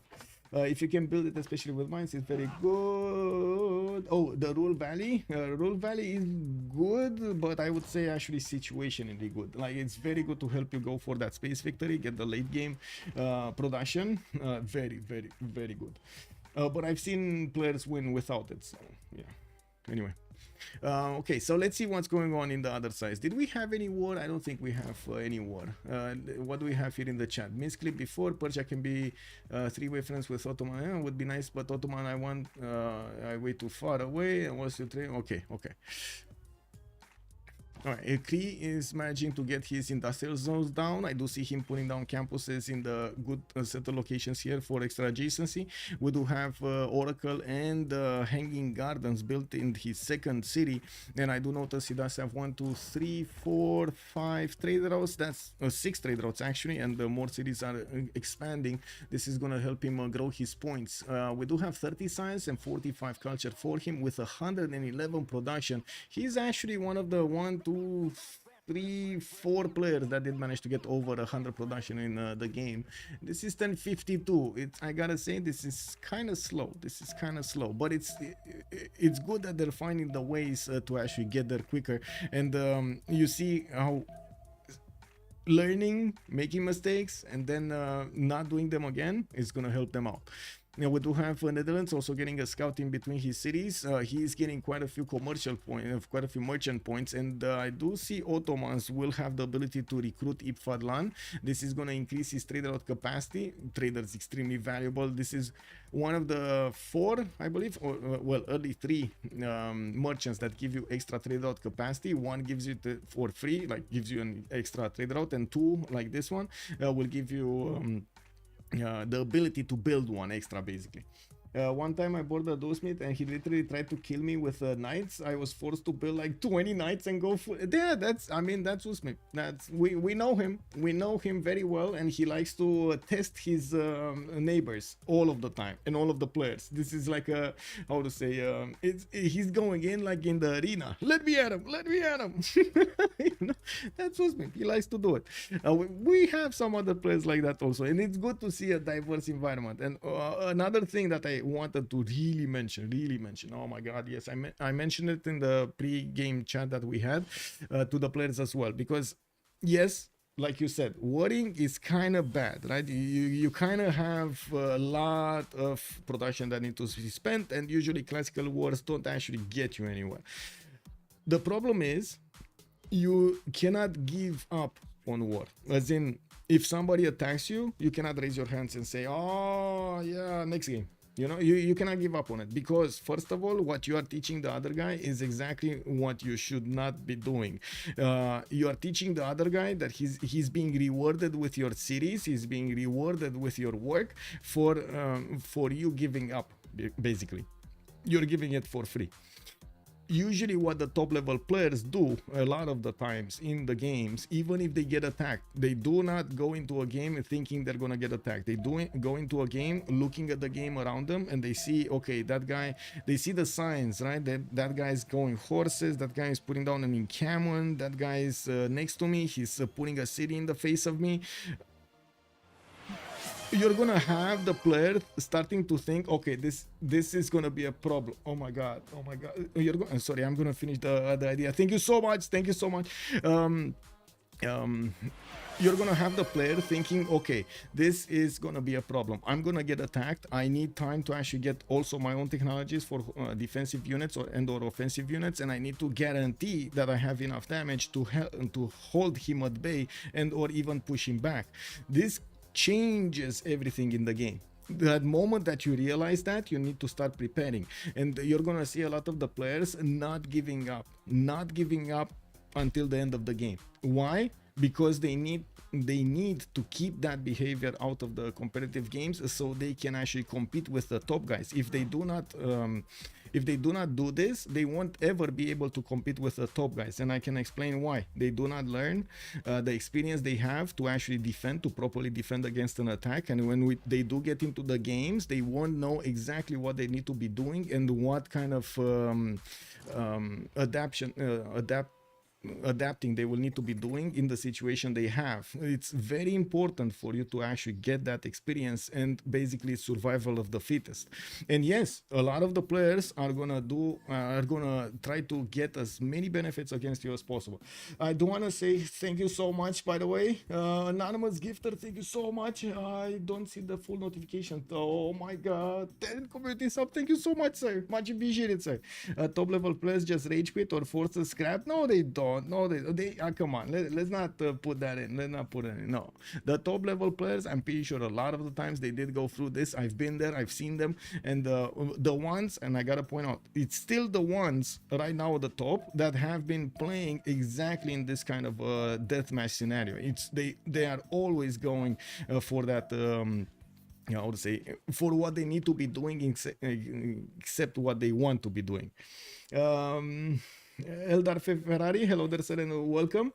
Otavio, hello there, sir, and good evening.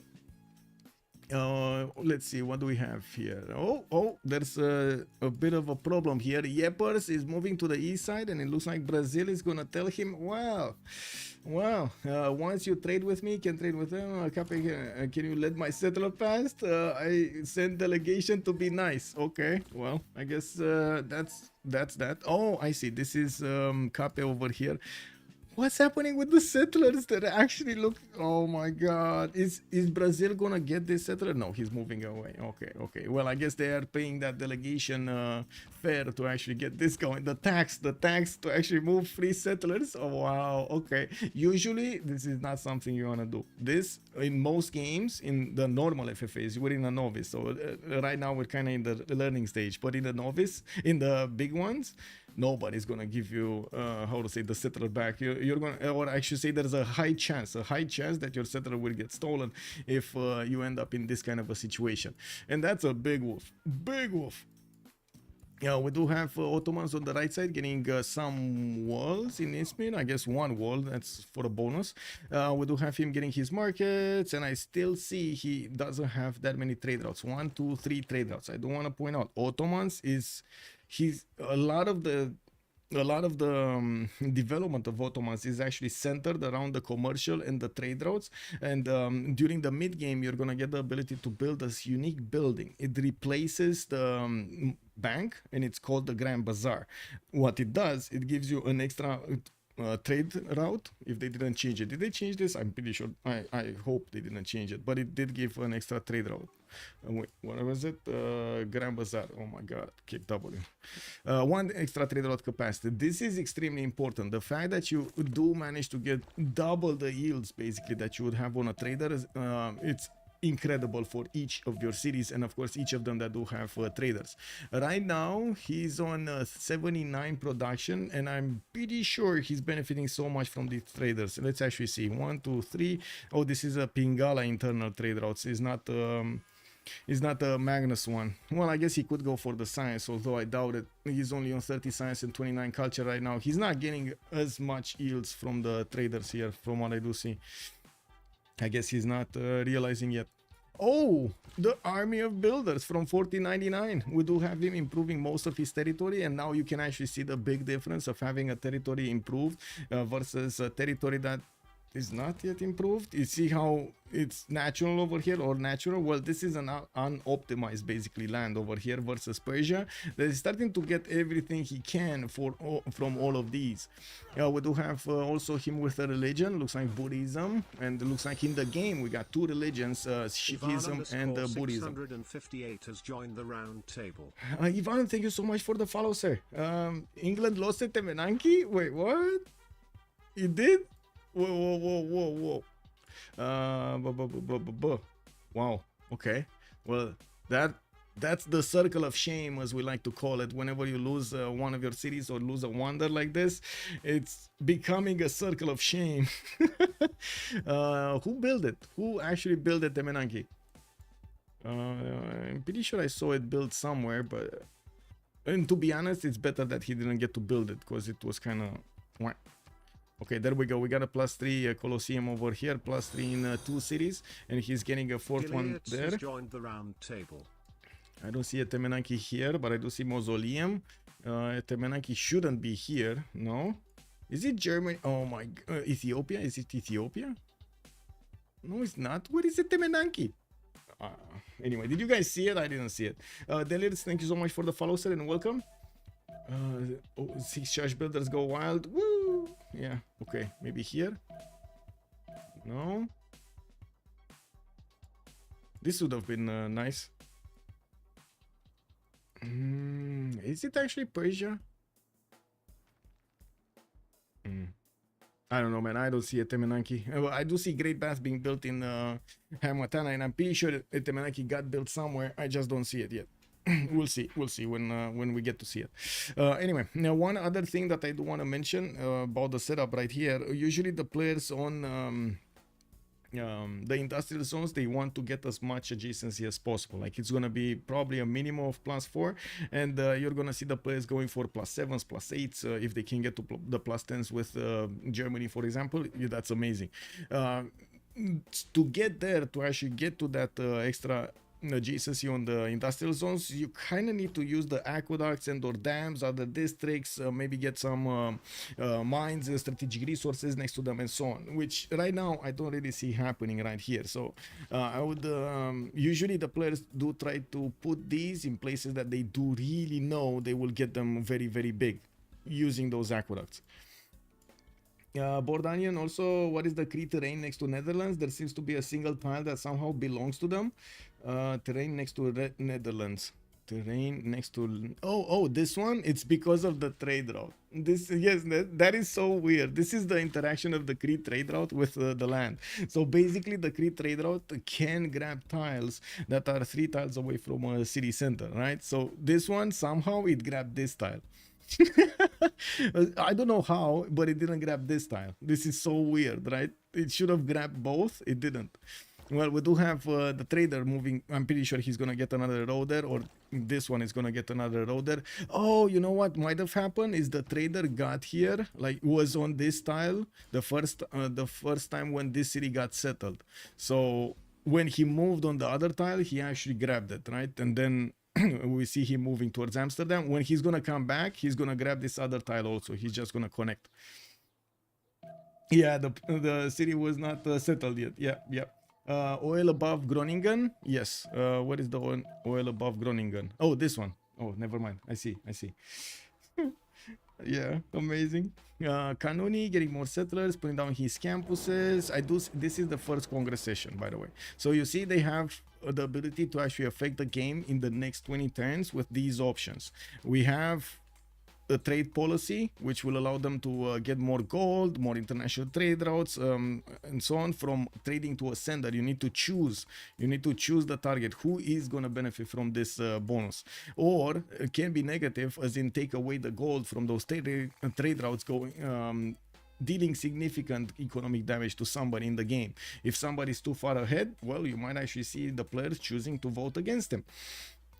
And then you do have the Diplo victory screen here in the bottom, which will give them the ability to acquire some Diplo victory points. I'm just gonna let them vote, to be honest. Like usually in this kind of scenario, I'm just gonna vote for myself here. Vote against. It nullifies. It nullifies. It doesn't matter.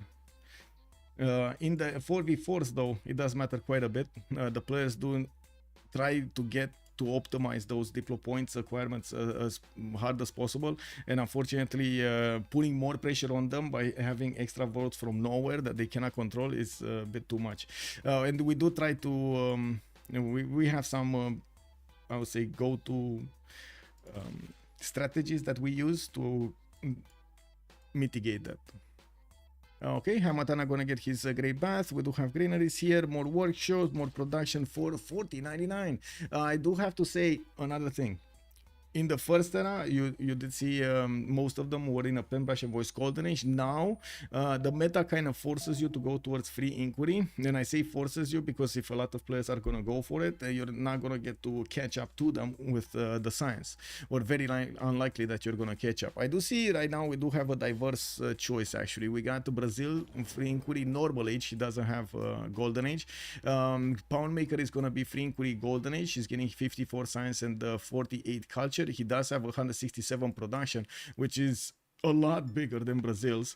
Now we do have Menelik II, also 48 science and 59 culture with only 88 production, but he does have some faith. And I gotta say, this is a classic mistake of not building cities. He only has 2, 4, 6 cities, and getting more holy sites out, and another city here 7. Remember I told you on this map you kind of want 8 and you want them quickly. He would have really needed to expand a bit more here, at least 2 more cities, and quickly. He does have this one. He probably was afraid of putting a city in front of England, and this is another one of the things that is happening with the player interactions. They don't really want to force wars if they can avoid it, but unfortunately because they're not forcing that settle over there, they're not grabbing that territory, they are also denying themselves the ability to get to be competitive with their neighbors. We do have also more builders coming around to improve his land. I gotta say I'm a bit surprised about how many tiles are not improved right here, because usually Ethiopia does benefit from monumentality golden ages, which allows him to use his faith per turn into buying builders and settlers, and basically you do get to convert your land very quickly with that bonus. I do want to mention this because he's the first one who did the best thing ever. This is big brain. We got him with the aqueducts hitting those industrial zones. I was just talking about this and we got an example. Let's go. Mekele and Harar are gonna join forces and they're gonna get that extra bonus on the industrial zones so they can be bigger, stronger, faster. He will get a lot of extra production just by building these 5 extra production right here on that industrial zone. We do need to see if he's gonna keep the same strategy on the other cities, trying to put these as close as possible. For example, from Desi, he could put another industrial zone using the same aqueducts he already built.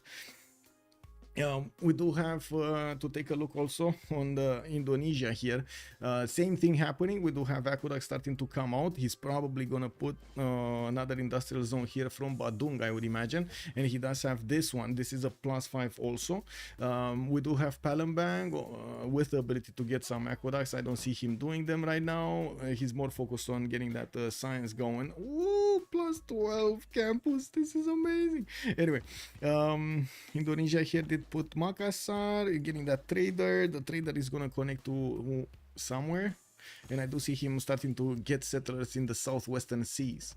Well, right now in FFAs, in free-for-alls, it's very important to actually look at this screen, the score screen. It tells you who is in front and who is behind. We got 1-3 Hill on Indonesia, only 1 point ahead of Canada, Garfield on 312. We also have Yepers on 289, being on the 3rd slot. In FFAs, in the normal free-for-all games, this score is how we actually get them reported later on for the game to go into the ranking. Yes, the players can negotiate a different spawn, because if the game, for example, if the majority of the players want to finish the game, they're just gonna, okay, you take second slot. I know you're gonna be second slot in like 10 turns from now because you do this or you do that, or you have so much military. You also have the ability to stop the votes with vetoes if you are going for a win condition and somebody actually wants to not give you that chance, wants to finish the game faster, then you actually get the chance of winning the victory. Winning a victory condition puts you immediately on top. Like it doesn't matter what score it is, you're going to be immediately on top. If you get a culture victory, a diplomatic victory, religious victory, it doesn't matter. You could have been on the last slot, immediately you're going to be put top slot, and everybody else will be how to say, moved one down. I do want to see what Canada is doing here, getting his universities. That's probably the first player in the game that we do have him getting his universities, industrial zones. This is the moment, and I do see him getting quite a few of these theater squares. He went quite culture heavy at the beginning, now catching up with his science with a free inquiry golden age, and of course building up these universities, getting markets out from Quebec, Winnipeg, more traders, more universities. Now I would imagine he's already friendly with both Ethiopia and Germany to the north, and to be honest, he still has quite a few cities to settle to the east side. I wouldn't really say they're amazing, but they're definitely good with so many deer tiles and the bonus for them. Father Balgroof, hello there, sir, and welcome. Do the players have the fog of war on their screens? Yes, they do. We don't see it, but there is an awesome thing here on the spectator mode. It allows us to see what they see. So Garfield here, this is his vision. We just switched to his vision. He didn't discover, you see, a lot of this map, but he has some idea of where those enemy cities are, where are his neighbors, what he can do. Victor, hello there, sir, and thank you so much for the follow. Hello sir, can you explain gray person mechanic? Why do the price of them suddenly drop? I'm pretty sure prices go down every time someone skips that gray person. Okay, so there are a few things there in the gray person screen. Yes, every time you're gonna get district specialized, you're gonna get some great engineer points. There are for different eras, the gray people will have different costs. So for the first one, for the general, you're gonna have 30 cost. For the second one, you're gonna have for the second era ones. So classical generals are gonna be 30 cost. Medieval generals are gonna be 75. Then Renaissance ones will be 155, and so on. There is a mechanic in the game that does change a little bit the cost above this era threshold. You have, like chat was saying over here, Bordanian, whenever somebody passes, he does not want to recruit one of those people. So for example, Indonesia here has the right to pick or pass it. If he passes, he will lose some points, he will lose a certain amount of points, and also the next player will get to recruit this a little bit cheaper. There is also something else. If you recruit a great person before its era, the price of the next one will increase significantly. So it's not uncommon, for example, to have the first musician bought with 210 points, and then the next one, because the first one got picked up quickly, the next one will be 535 points because it is significantly early in the game to do this. So the game has some form of balancing the edges over there. It also has the same penalties, for example, of discovering very quick technologies, very far away technologies on the tech tree. The hard part about multiplayer with the turn time is having the time to look at this. Lord Zath, hello there, sir. Yes, that's one of the reasons that, of course, you can imagine I could have played myself, but I think it is very important to have this time of actually giving you as much of a visibility as possible and answer questions and talk about the little details, the little minute details. And thank you so much for joining, Lord Zath. Hello there, sir. We do have to come back to what we were doing over here. Let's check out who did manage to get into a golden age. We got 1, 2, 3, 4, 5, 6, 7, no, 6 in a golden age, while 3 of them are not going to be in a golden age. Looks like Nader Shah with Wilhelmina, Guitar Shah, Eleanor did get it, Wilfred did get it, Menelik the second got it, Poundmaker did get it. Okay. Poundmaker, free inquiry golden age, Menelik, okay, Wilfred Laurier, free inquiry golden age, Thomas normal, free inquiry on Eleanor. Okay, this requires a little bit of talk here. So there's I see there's a bit of a change in the order for Eleanor's development that is during the game, for Eleanor in particular. So First of all, Eleanor does have half-cost harbors. You want to put them as quickly as possible. You want to get those culture points. Okay, theater squares. This time around, he went for campuses. Okay, let's say like in a universe, you can go there.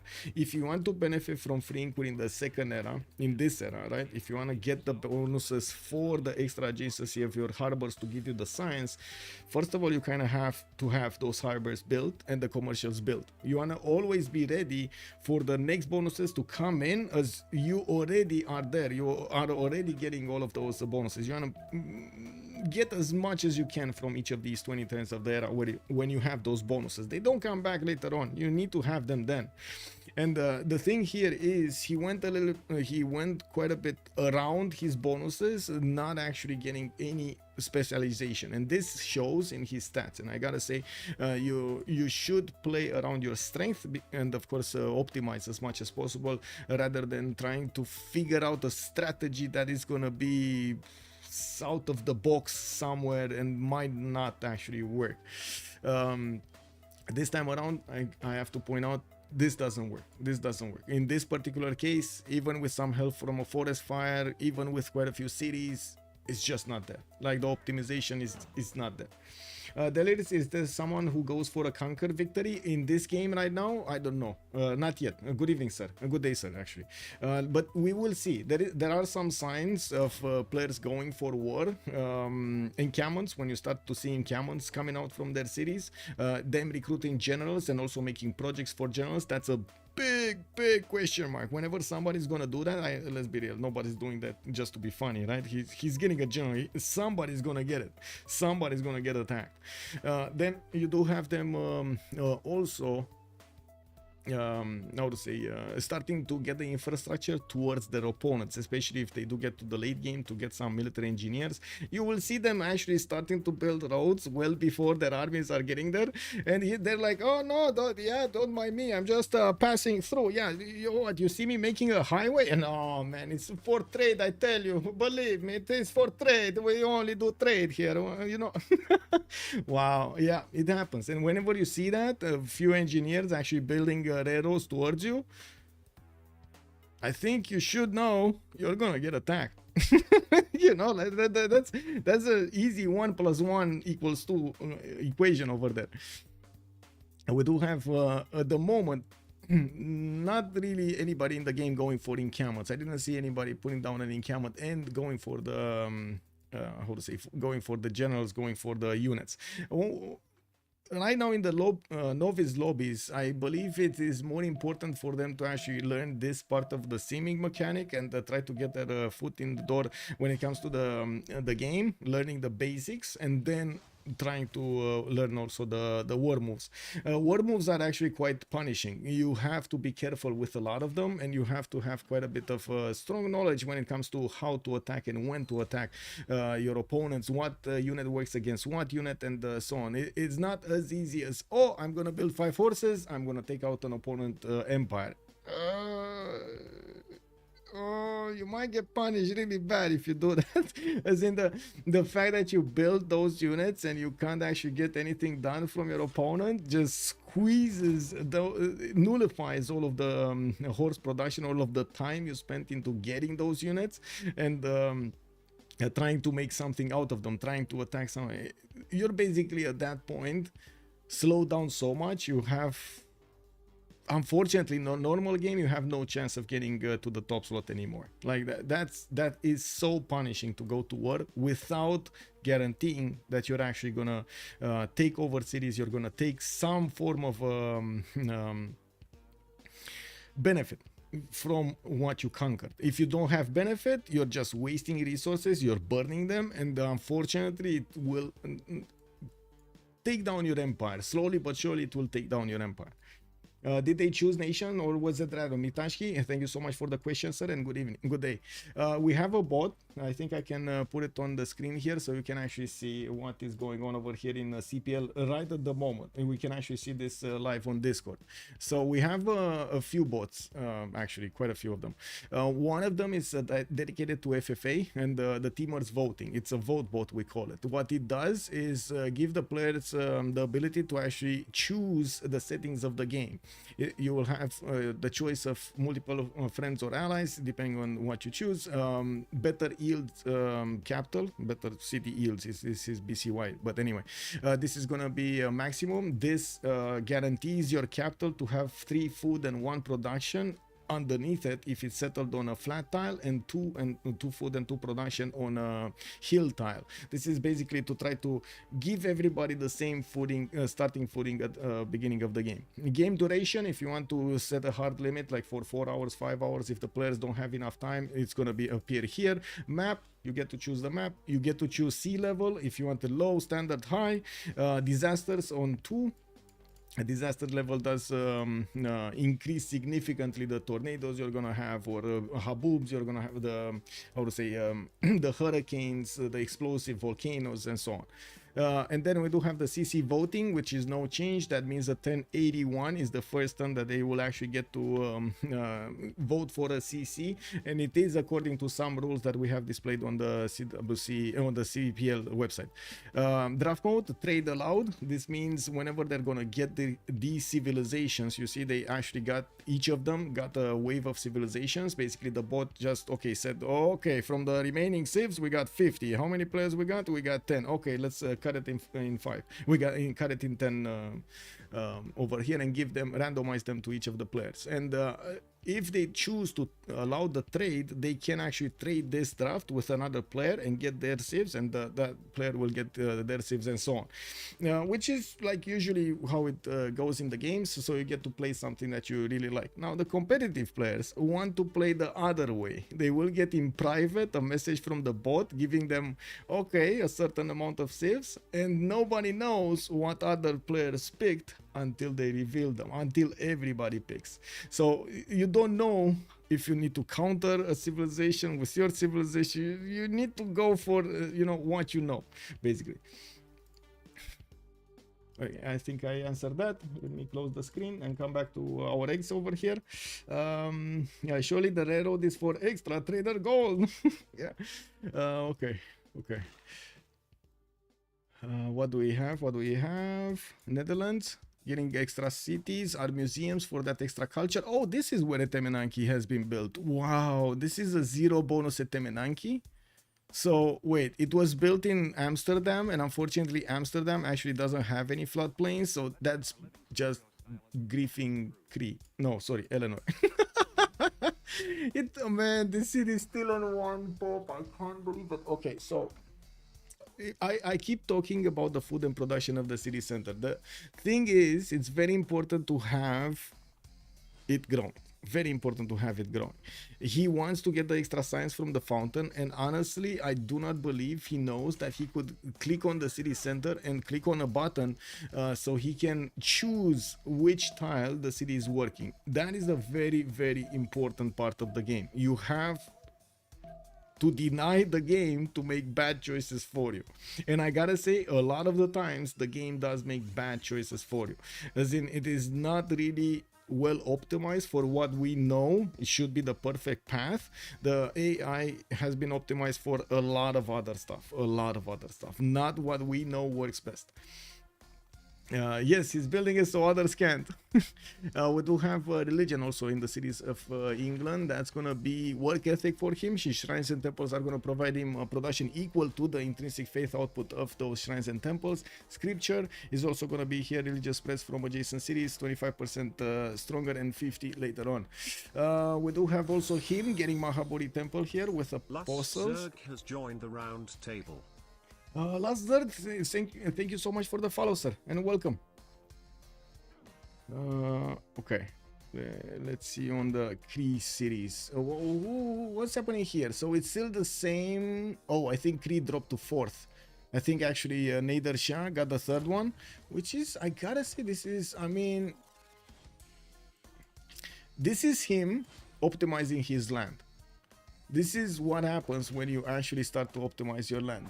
You're gonna, especially after the feudalism timer, a lot of the players will get a massive boost of instant production, instant food, instant stats, so that they will get to improve there. So there's like 5-10 turns in which the empire goes from like half of its yields to double the yields basically. We will need to see another thing to add to that point.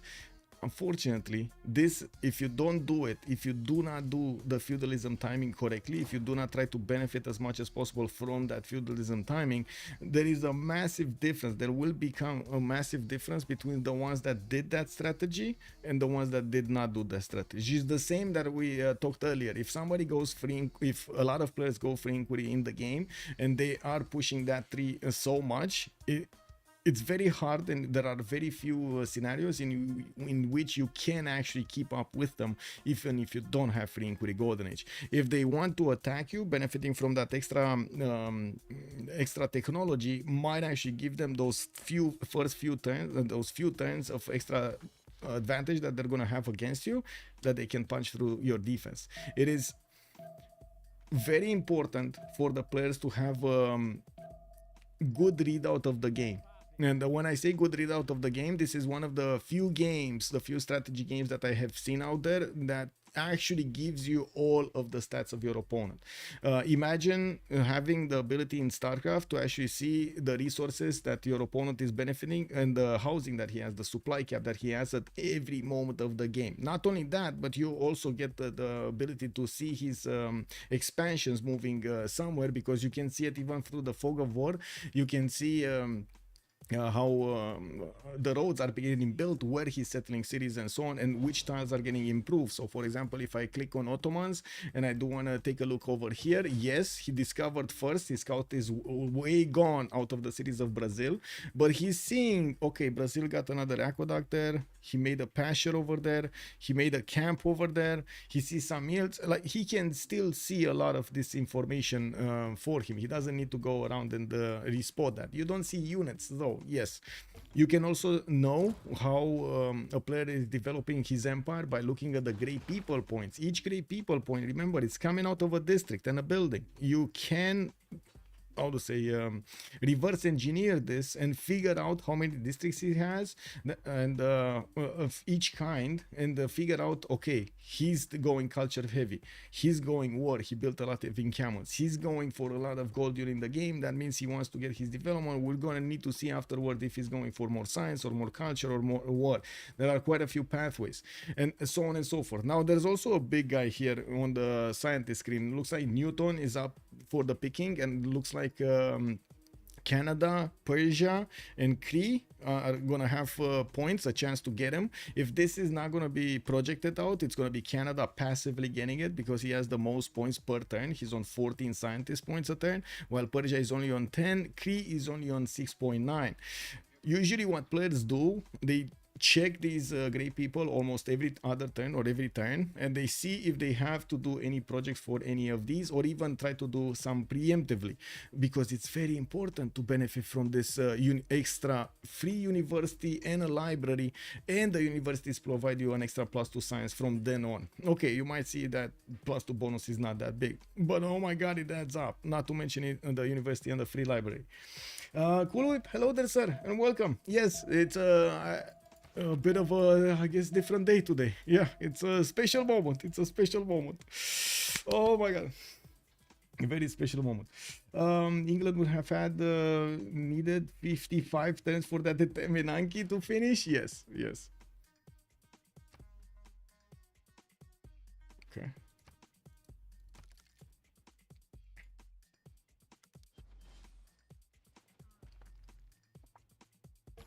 Okay.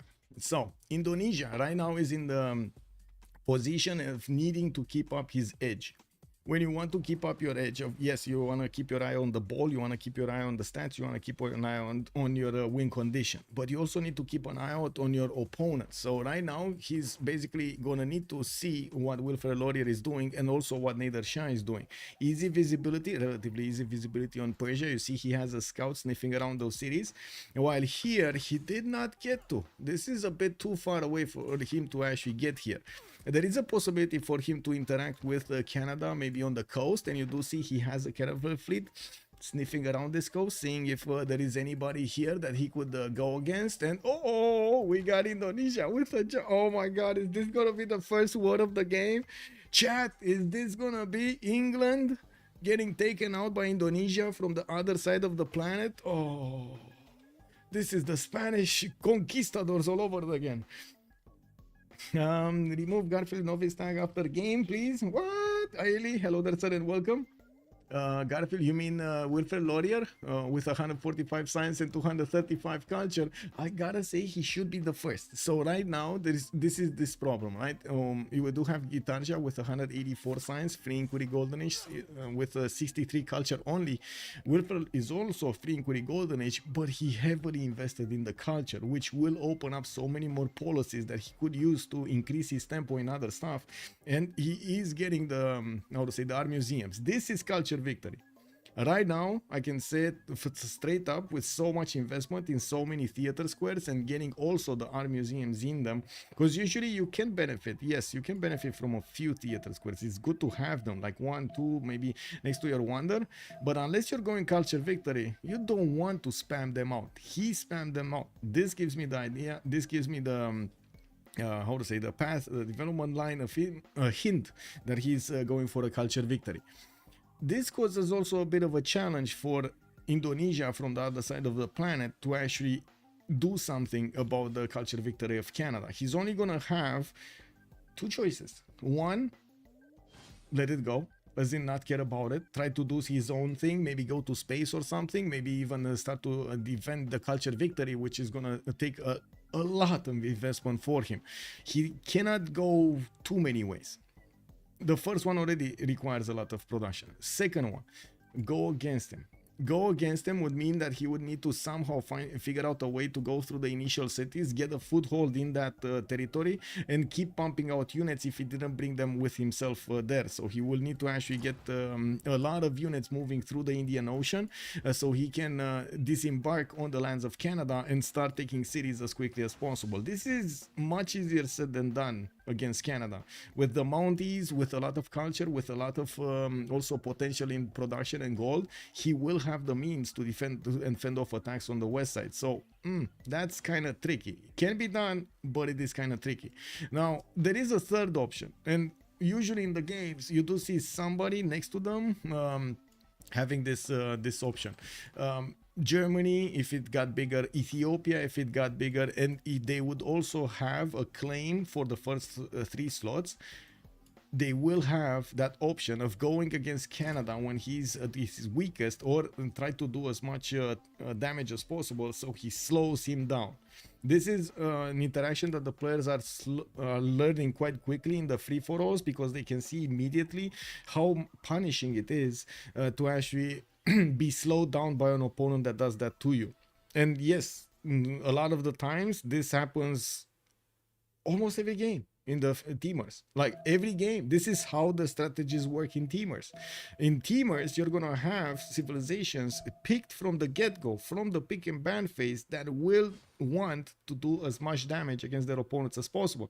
They don't care of them having 300 science or 500 science. They just care their opponents got slowed down, so they give the opportunity to their allies to get ahead of them. With that much culture, he can probably deny Oxford now with the new changes, which would slow the top science Civ. Yes. Not too much though. Denying Oxford is not that much. It is a slowdown, but it's not that much of a slowdown, unfortunately. Well, we do have Canada getting finally. Oh my god, he's actually gonna settle. Can you imagine these guys have stood there for thousands of years? Like the game tells us we're now 420 AD. And the game starts 3500 before. Like BC. Oh my god. These Huttians have a totally different view of the world over there. I don't think they ever seen a tree. Can you imagine? These guys have not seen a tree. How do you even talk with someone like that? They didn't see a tree. They didn't see a mountain. This is too far away. They saw a volcano exploding and they're like, no, mountain's bad. No, lava. Ooh. Yeah, that's kind of bad. They didn't see oasis. They don't know what it is. They never been there. They don't even know has joined the round it table. can be hot in the world. Can you imagine not knowing that it can actually be more than 0 degrees? Megalesma, thank you so much for the follow, sir. Also, just to have an idea of my level playing this game, how easy is it to beat the AI on the hardest mode for you? I mean, it's not a challenge. I would say it's not a challenge for anybody playing multiplayer, anybody, because the the initial development of Civ 6 was and the timing when Civ 6 was developed was more concentrated on single player than actually on multiplayer, and it's a totally different way of approaching the game in single player versus multiplayer. The developers did a great job of actually giving us a diverse amount of civilizations, leaders, trying to match the bonuses that they had in real life or how they approach their ruling in real life versus what they would have benefits in the game, trying to translate as much as possible, not to mention the wonders and so on that give us it is amazing how much history you can actually learn from the game. Now, that being said, they wanted to give the experience to every player of going through a game like this, trying to, or I should say, going through the history much faster like this, making your own choices, seeing what kind of consequences those choices have, and then learning from them, which is amazing, right? This whole mechanic of this does teach us a lot in general about how even real life choices can be made. You can see so much of the player interaction based so much even on business decisions rather than just pure gameplay. Civ 5 was the first game where they really started thinking about multiplayer. They've done a nice job with Civ 6. Looking forward to Civ 7 as long as they keep the multiplayer focus. Yes, sir. I really hope the next version, Civ 6, is gonna be, I wouldn't say centered on multiplayer because I think that's a bit too much of an ask, but I would say there needs to be a bit of a balance between how the game is handled in the single player and how the game is handled in multiplayer. The biggest problem, I would say, in in the single player mode is the AI is not able to do and push you as a player would in the game. The AI does not figure out the little strategies that other players do to actually slow down their opponents or increase their trades with somebody or increase their chances in a game in some form or another, and so on and so forth. It's a player is going to be much better able to optimize his build versus an AI. It doesn't have to be focused on multiplayer. It just yeah, exactly. It does. It's the stability is probably much better. You don't have to reload it. Yes. We do have Ottomans also starting to get a bit bigger, but still not able to go over 100 science. Even though, and I gotta point this out, even though he did build a lot of campuses, the problem is here he's not getting the tempo going on those campuses when they needed to have when he needed them, unfortunately. Now, all of the district discounts that he had, and I guess this would be an interesting moment to talk about the district discounts, because we see the effects right here, who got them are ahead, who didn't get them are not. The district discount mechanic basically says if you have more districts built than the districts discovered in technology or civics, you're gonna get a discount. So basically what the players are doing in their mind, there's always, oh, I built 3 districts, I open up 3 districts, let me get another one, let me get the discount. Bam! 4 districts versus 3 discovered. Okay, what do I need to do now? Okay, not discover another district slot until I actually get that one built. And this kind of math goes on during the game. Yes, some of them do already have it as a reflex. They will have already the knowledge of, okay, I go 3 of that, 2 of that, 2 of this, 1 of this, and this is at the timing, and this is at the other timing. They don't need to do the whole math behind the scenes. But as a new player, you need to learn this by doing it. It's like how to say, driving a car, right? You at the beginning you have a bit of fear. You move with the wheel. You have to change gears. You need to press with your feet, right, on the I don't know how to call it in English, on one of the pedals, so you can switch gears and so on, and do this all the time. You need to signal left, signal right, be careful on your windows and so on. As time goes on, you don't need to think about these choices. You already do them. You already know when you get to a stop sign that you need to have this kind of a sequence to actually start up the car and start moving. Dorco Cooper, hello there, sir, and welcome. Also, Dank Psycho, hello sir and welcome. Peer-to-peer when playing strategy game with players all over the world is Giga. Oh, I don't know about that. I mean, yes, peer-to-peer is kind of sus, but to be honest, I would really love for the internet to get to that level that it's not a problem. I would really love to do it. I would really love to see it, and it's kind of getting there, right? We got. Look how much we have evolved in the internet in the last 20 years. Right? It got so fast right now and so quick, and you can access everything. The code for Civ5 is not optimized for multiplayer. Too much data sent and slight imbalances causes cascading stability issues. I play a weekly multiplayer game with friends and has been godsend. MPH, yes, MPH, sir, yes. Weekly game with friends is always fine. It's competitive games with a bunch of people online that cause the instabilities. Yeah. Do we have this war? No. Looks like Canada. No. Wait a second. Indonesia actually forgave England. Whoa. He actually forgave England. His Jongs are getting out of there. He didn't take the cities of Birmingham. I gotta say, Indonesia, because he actually forgave England right here, he's giving up on the first spot. He gave up on the first spot. He actually gave up on the ability to fight for the first spot because of this. And why do I say this? He doesn't have that many more cities. His opponents are already starting to get ahead of him. And it's clear that his cities right now are not where he wanted them to be. Well, if he can actually manage to get back on track, I don't know. It doesn't really seem like his empire is specialized at the moment to go for that late game push. Maybe like starting to get armies out to go and push Ottomans, which is right now, let's face it, quite weak. He could try and go and take over his empire, and that will put him back on the first spot. Will also allow him to gather mass quite a bit of forces, so he can keep on going, keep on trying to take out opponents and get as much score as possible. Now, if he doesn't actually go against Canada, he cannot touch Canada. His only option to defend this is to try to take out civilizations, kill those tourists directly, as in take out the tourists from the game because the civilization disappears. We do have him also with the ability to spam out theater squares from every one of his cities to try to get as much culture as possible, as quickly as possible, to put as much defense as you can on the culture tree. As you can see, we do have right now, these are the tourist numbers, the internal tourist numbers on the underneath their name, and you do have the externals on the right side. They need to acquire, so they can get the win, they need to acquire 59 at least, so 60 of these externals if they want to get a culture victory. That means, wait, who do we have right now? First of all, nobody took anything. That means, and who's defending? We don't know. At the moment it's Garfield, so at the moment it's Canada with the most, and the next one 30, 32, 43, 55. It's actually Pedro over here with 55. That's defending the culture victory.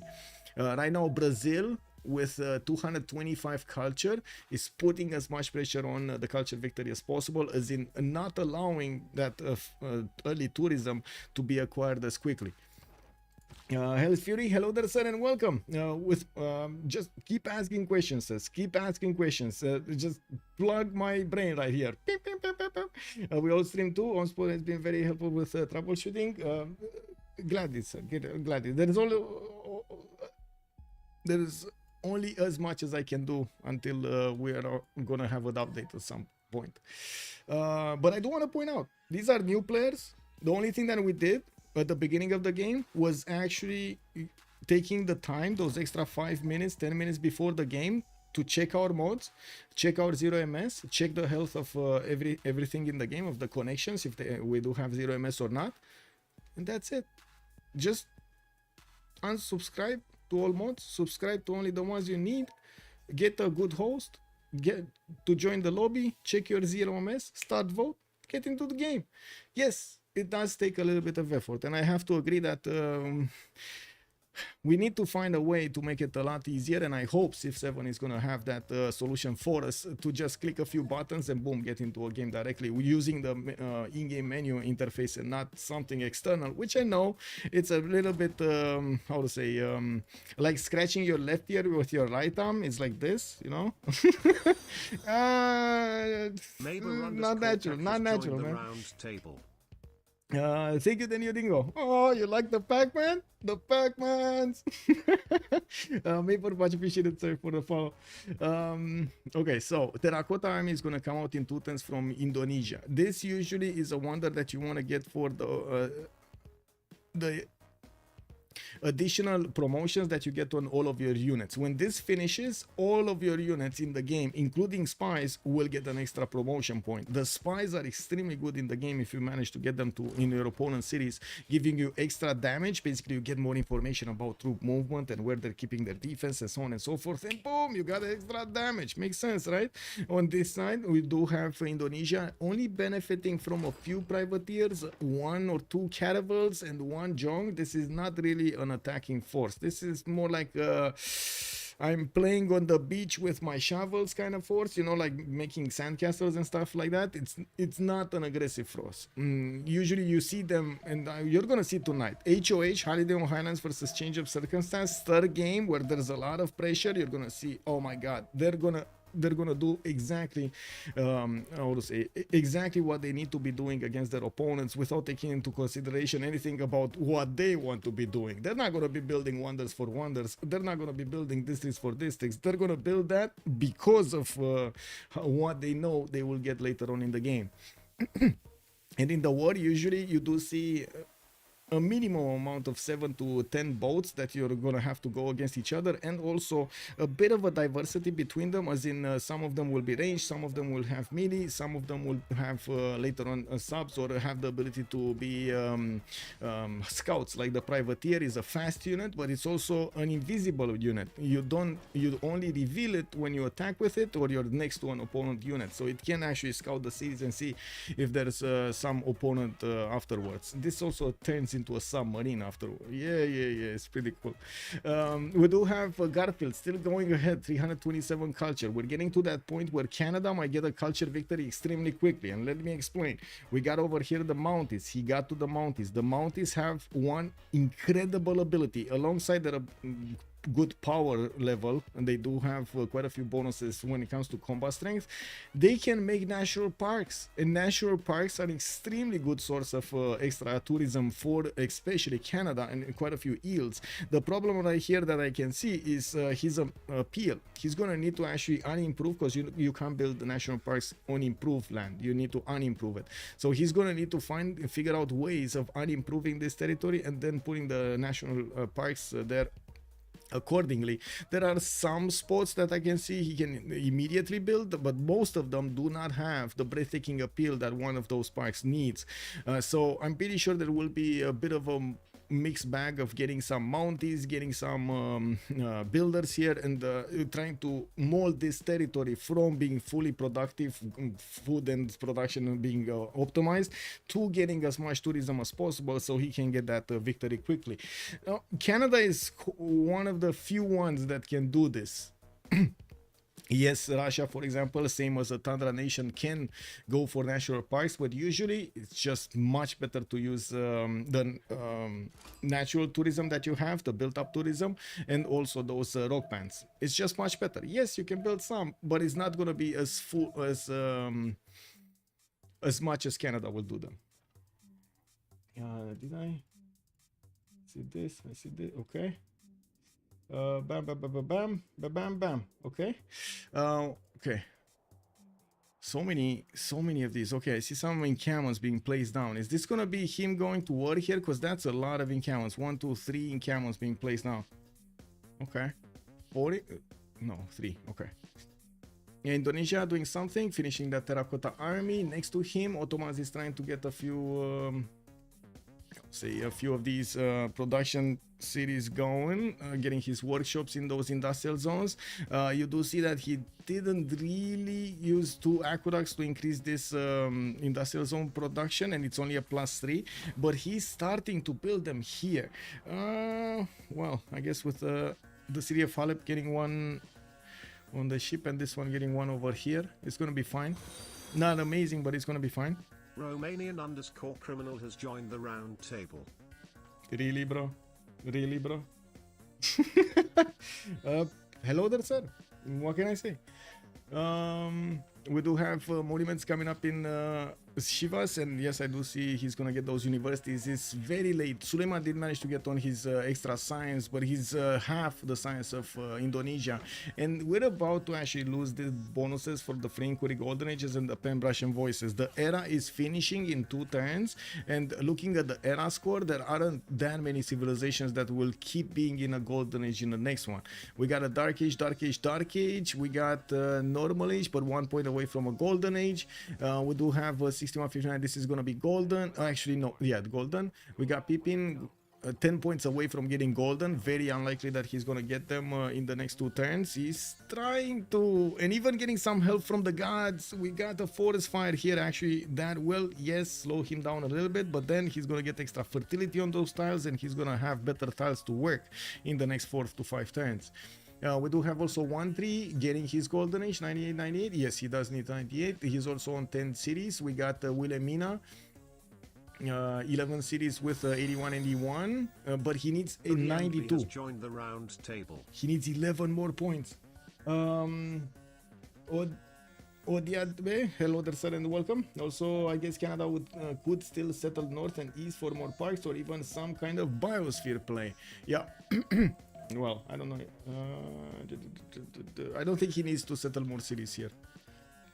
I really don't think he needs to settle more cities. It's just a matter of getting this land optimized for the tourism and not for anything else.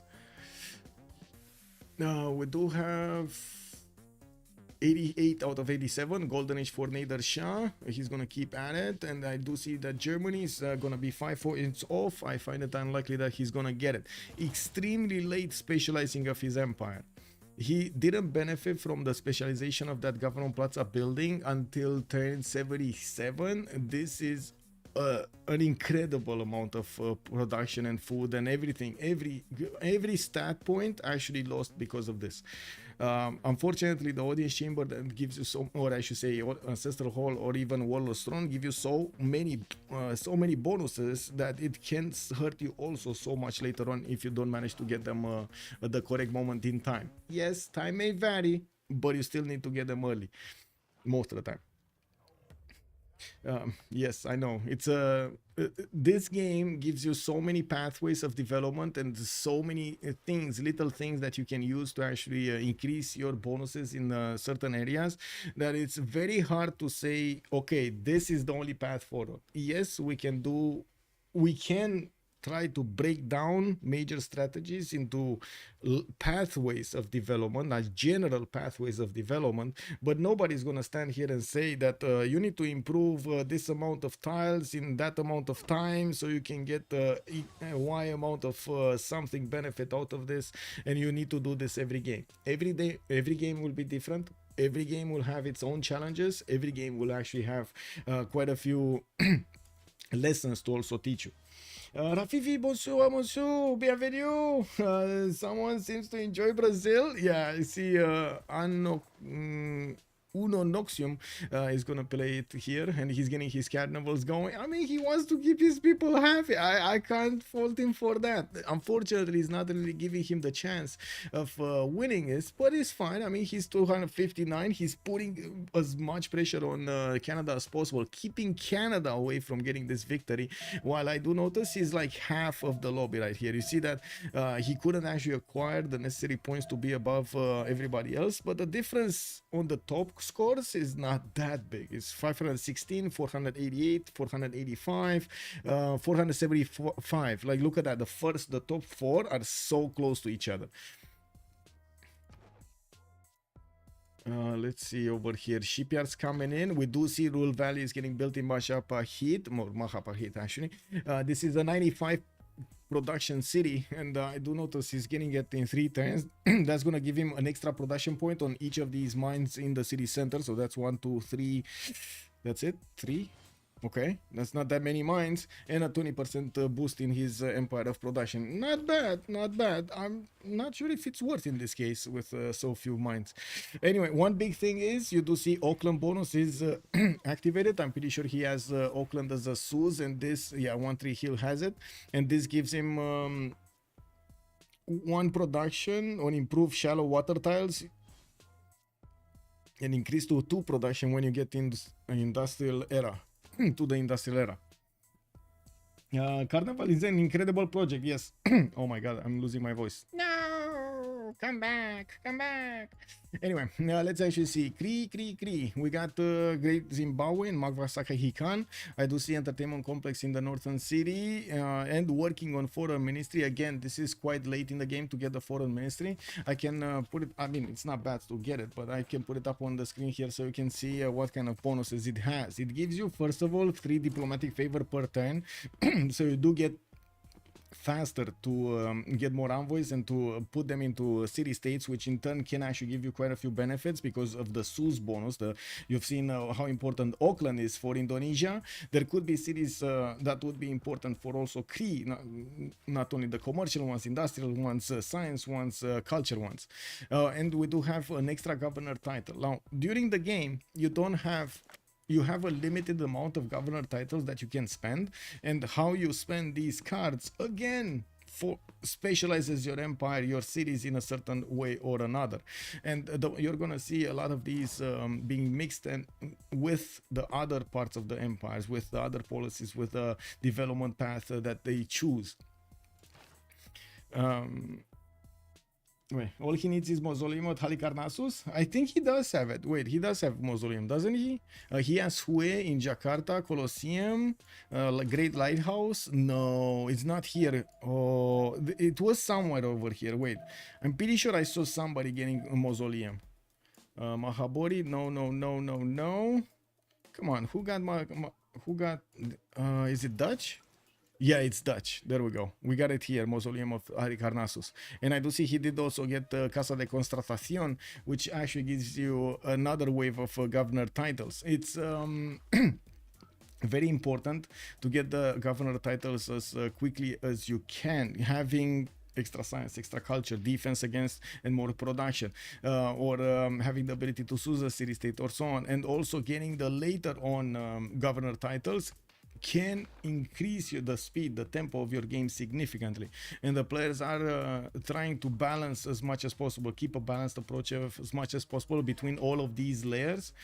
And it looks like we do have already somebody calling out for a CC to Canada. Can you imagine that the one defending the culture, Victor, is saying, let's concede to Canada? Okay, well, one of the other things that I do want to mention, since this is a novice game, this is where the players are learning, right?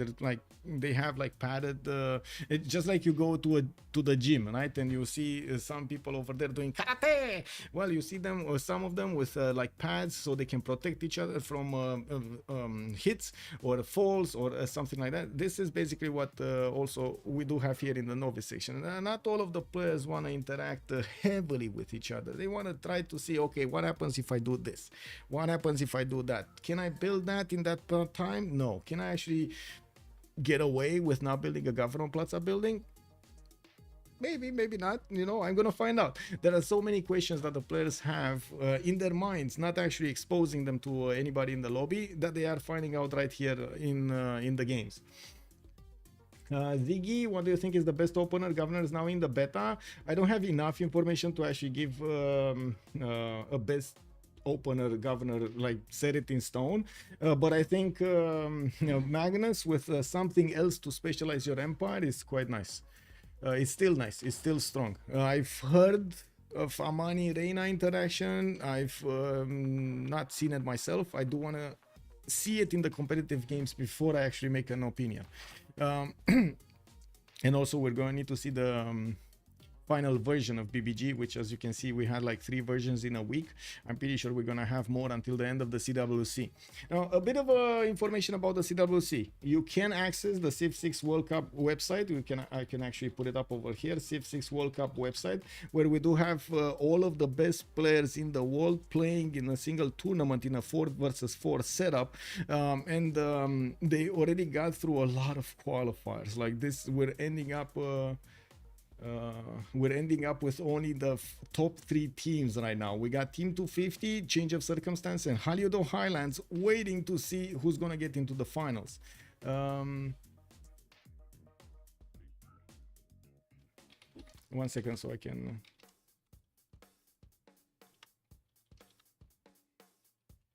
I need to explain a few of the rules.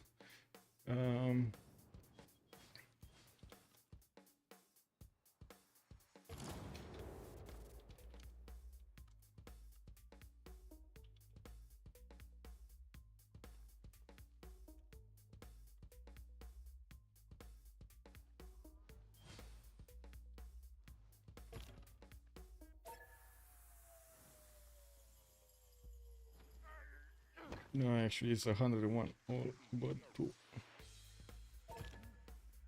Okay, and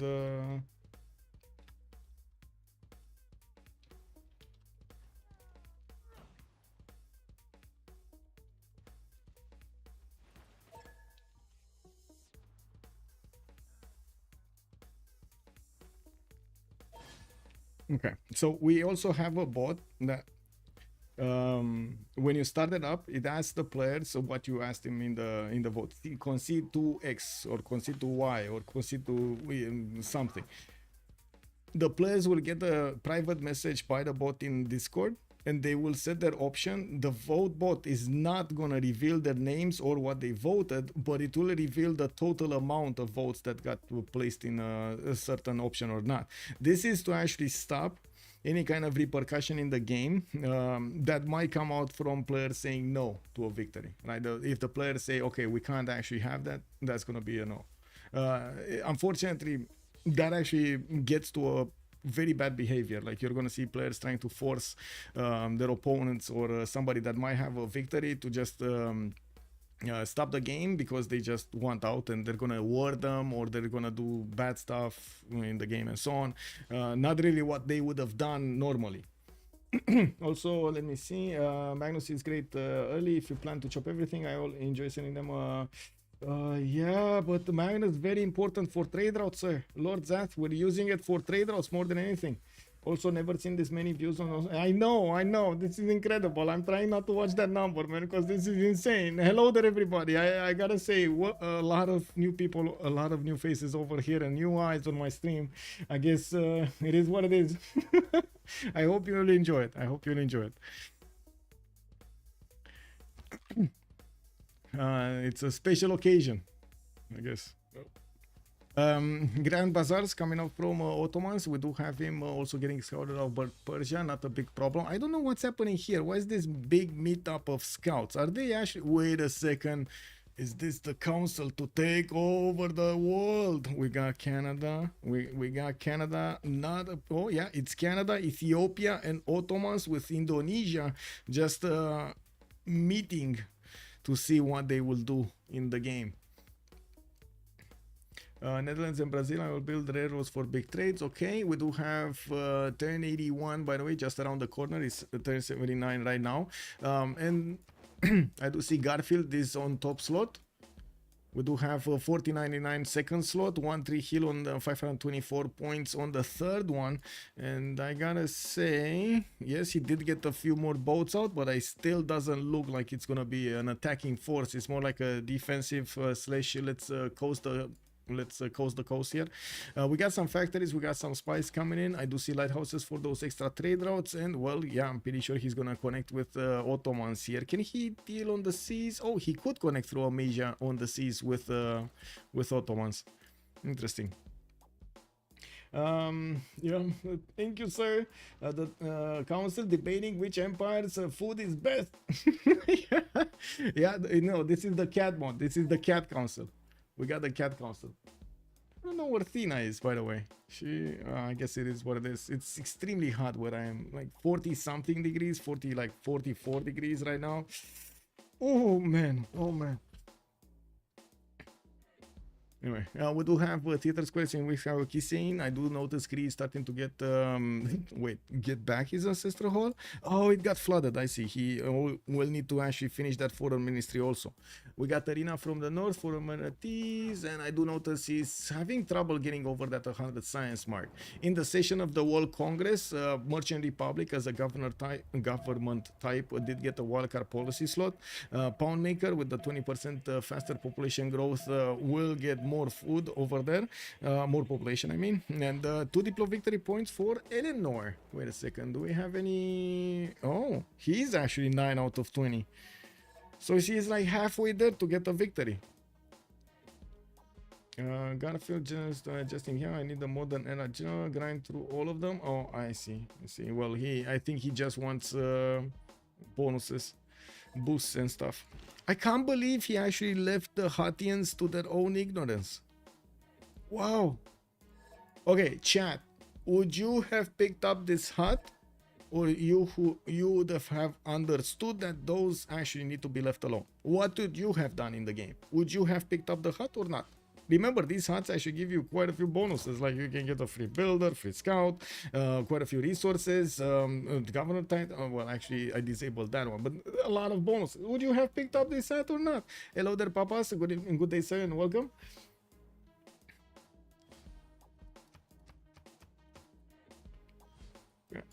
Well, we do have more industrial zones coming up here from Indonesia, and I see chat is not really wanting to make a decision. Really, chat? You don't want to make a decision on this? So you wouldn't have picked the hut? Okay, that's a hard one, right? That is a hard decision. You let them be, or you get the bonuses for yourself. What do you do? We do have Ottomans also starting to explore the east here, getting those settles out, and I do see Brazil did manage to get the Mount Roraima in the north. He's still finding it very hard to actually stop Wilfred Laurier's expansion. Wilfred Laurier is only right now on 123 tourism a turn. That's like less than half that Pedro is making culture. He's not getting to the culture victory with these numbers. He's gonna require thousands of tourism points if he actually wants to punch through the culture victory defense. I always go for the huts, right? I think everybody here will go for the huts after this one. They need to get the huts, man. There is also another possibility, like with the Mounties being so strong, he could take out entire empires extremely quickly if he's gonna want to go for that. So for example, taking on Germany or taking on Ethiopia next to him are not going to be really that big of a challenge because of a difference in science and culture that they have between them. They have access to better technologies which are not going to allow their opponents to defend that properly. And to see Ethiopia here is also going to get St. Basil Cathedral, which is going to be pretty good. We got archaeologists in Salvador de Bahia, libraries coming in, and the Bolshoi Theater in Brasilia. Art museums also in Porto Alegre there. While he's trying to get that extra culture, looks like some forest fires are also giving him some extra points. I did notice, but I didn't actually point out, he does have Chichen Itza somewhere. Oh, there we go. This is Chichen Itza. This actually gives him 1 extra point of culture and 1 extra point of production on each of the rainforest tiles, on top of what he already had from the construction technology. So all in all, this is massive for him to actually benefit from. Massive. Look how much culture he's making just from the tiles. We can count them if you actually want to have an idea of how much percentage he's getting extra. Let's see, 1 2 3 4 5 6 7 8 9 10 11 12 13 14 15 16 17 18 19 20 21 22 23 23 points 23 points just from that Chichen Itza, just from the Chichen Itza. That's like almost 23 almost 8%, 7% of his total culture output just from Chichen Itza. Not to mention extra the same amount in production, which gets another 7% here in production. So basically that wonder pays for itself so quickly. The Chichen Itza is like what, 200 production or something? That's like 10 turns you get it back. It's actually more. It's 355 production. What is in wait. Hello there, Kvade. Hello there, sir, and welcome. Also, let's see, words in Civ6 are challenging. The turn timer makes it difficult to manage your empire and move an army, and the simultaneous turns makes it difficult as well. You need to be the first to initiate the action, otherwise your units are at a severe disadvantage. They also slow down the game quite a bit, therefore we rarely fight wars in multiplayer, especially if our goal is to play through an entire game. Yeah, you're not wrong there. But I gotta say, there are some situations in which you do not have a choice. You do not have a choice like this, and I want to point it out on Indonesia. This yes, he made his choice, but actually, if you take a look, if you have the mentality of I want to be the highest in the lobby, there is no choice, because his choice right now is between not getting there, not getting on the top 3, or getting there on the top 3. He cannot really go around these points other than attacking his opponent. So Eleanor, for example, would have been the best choice, the best target that he could have gone, and would have actually given him quite a few points of totally eliminated England and getting those cities in his empire, importing those cities in his empire. Not at the beginning. This is like mid game, right? This is mid to late game that he can pull off this this attack. But if he doesn't do that, he's condemned basically to stay 3 or 4. It really depends on how Pawnmaker is gonna do. The same can be said about others like 4099. If he actually wants to keep the bonuses going, he'll probably want to take some cities away from his opponents. Normally we specify CC and rest by score. Is anyone unhappy with the score order? Looks like the players are looking to actually concede the game. This is actually quite common because the players kind of want to figure out how to adapt to the territory and also learn the civilizations. It takes quite a few games to go through this, and because of their choices they're going to end up in a certain spot or not. But because they don't really have the knowledge to go for the top part and know exactly what they need to do from that point of their development to get to the top places, they would rather start up a new game and get a new experience with other civilizations and so on. Now in the other FFAs, something else is happening, because whenever high ego players and very good players are getting into the same lobby, they don't really want to CC to each other. they want to eat each other up over there. And of course, we've seen it in the Ironmans. I can direct you to the CCC, the Clan Championship Cup competitions that we had. Quite a few Ironmans. The Rooster Cup also, it's up on my YouTube. You're going to see a totally different game than this one. When players are inching forward, they're fighting for every kind of point they can get over here for the empires. The best way to learn the game is to keep starting over and figure out what works exactly, and what doesn't work. It's very good to see. And also getting a little bit pushed. And when I say pushed, I'm not talking about the physical push. I'm talking about the mental push that you need to have. The mental push to, first of all, always keep on learning and be open to ideas, be open to other people's opinions, and also know how to make the difference between an opinion and fact.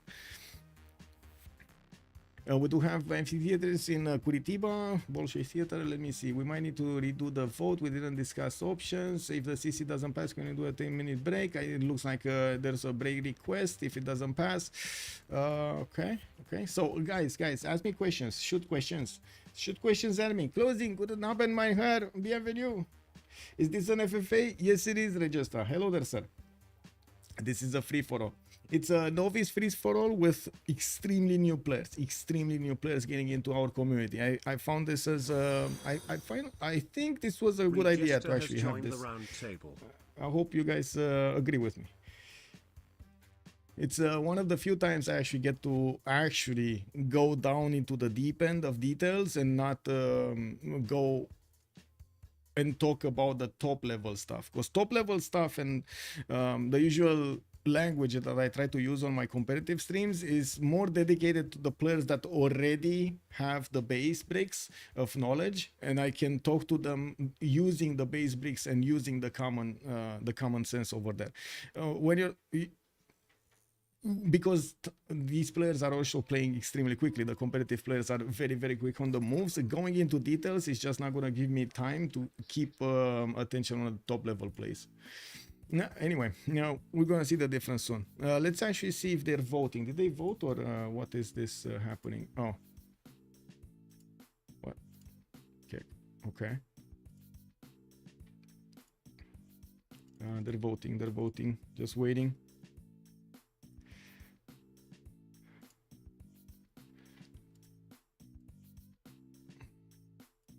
Oh my god, I'm actually gonna need to put this is a big day for me, guys. I can only say that this is an extremely big day for me. This is the first time I think I have like 1200, 1300 people on my stream, and this is incredible. Thank you so much for joining us. Why England is so irrel? He didn't really get his development done at the beginning. He went for campuses instead of going for Navy dockyards, which everything got slowed down. Okay, so we got them voting. Looks like 3 more votes. Lottie 4099. It's just as you can see, so you can see what's going on. The bot did get all of the players in the same channel. These are, by the way, right now ongoing games. If you see them on my left side of the screen, these are ongoing games. We're in FFA 6, and we got these players. So it looks like this is a yes and a no. Do we have any vetoes? Please send to me.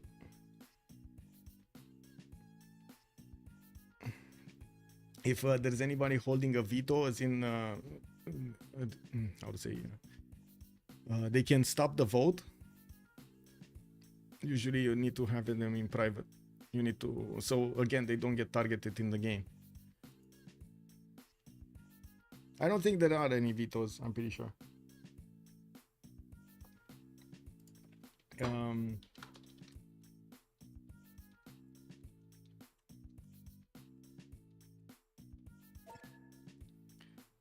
Okay. Also, I do want to mention joining CPL is very easy. You just need to register in the welcome channel and have your Steam account linked with Civilization 6 in your, how to say, in your library. And then you just jump into a game. Get the mods, jump into a game. We have more and more resources for the novice section. You can ask questions. No question is idiot, Pyro. No question is bad. No question is bad. No question is bad. We do have a novice section, which, as you can see, is being filled by a lot of questions. And it looks like we got a veto for what? Okay. Well, what does he have that he have? The most what? Most military? I don't see the military. 1 second. Okay. So I think 1 second. Where is it? Conquest? Yeah, military strength. Yeah, he does have most military. Okay. Give me a second so I can relay the message.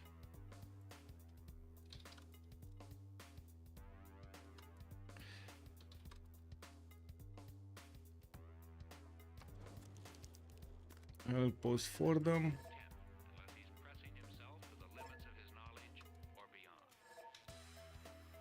Okay, so we're gonna have a 10-minute pause and we're gonna come back. I'm gonna leave the music a little bit higher. By the way, what you hear is made by me. It's custom made. You can download it from my Discord, no problem. I don't think I actually made that much money with music, so have at it. Have at it. If you like it, just get it. And of course, any kind of feedback you have, it's much appreciated. Says it's nice to see you stream some novice games. I hope if yeah, I hope so. Okay, coming back in 10 minutes.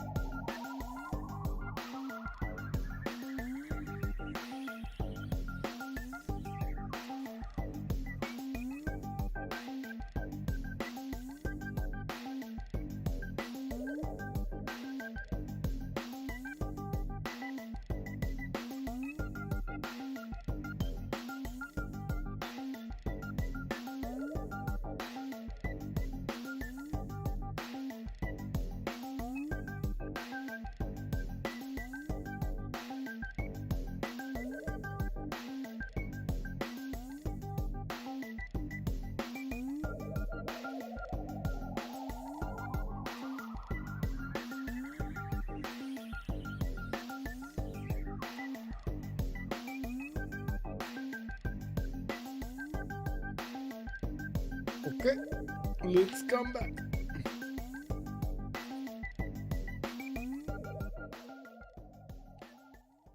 Okay, let's turn down the music and see what's going on here. A second to check YouTube. Yeah, all good. Yes. Yes, sir. 1 second so I can fix my sound settings, and yes, there we go.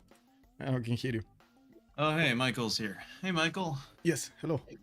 So the last vote where we had one no, Yes. Mob said that he's the one who voted no, and he does not have a veto.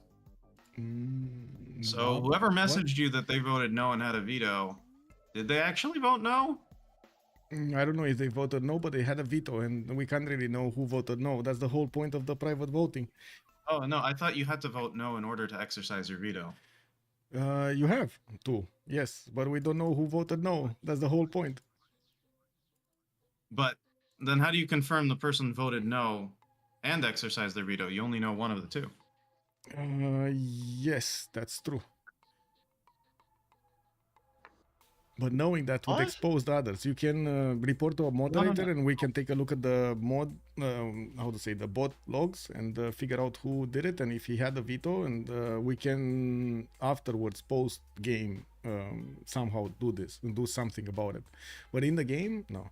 You also, I guess, you do have 2 minutes to express your veto after the vote, in the vote, actually. Okay, so you don't actually have to vote no to veto then?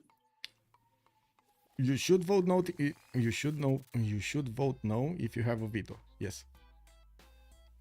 But okay, and if you don't, then what? It's just has to be sorted out after the game.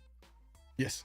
I mean, if I was the host and someone did this, I would go back to the person who DM'd me the veto, and I would be like, "Hey, did you actually vote no?" 1 second. I think I can ask him, but let me get this off screen. Oh, a sec.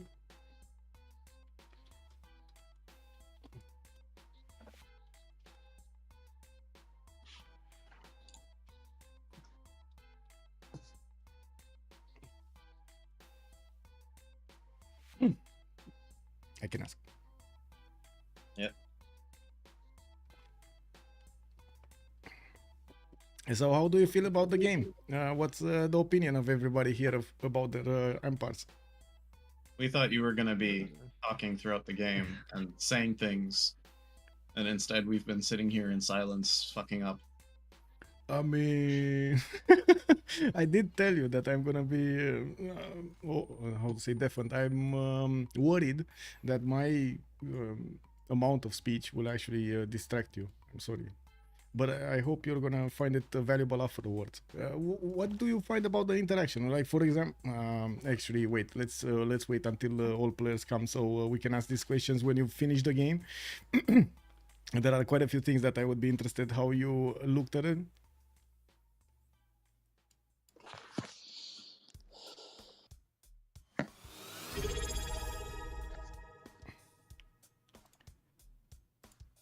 Thank you so much. Kicker retained his knighthood for 20 months. Thank you so much for the 20 months, sir. Thank you. If the game is gonna be over, I can definitely try to talk and give you my feedback on what I saw during the game. Oh yes, please. I have no idea what I'm doing wrong.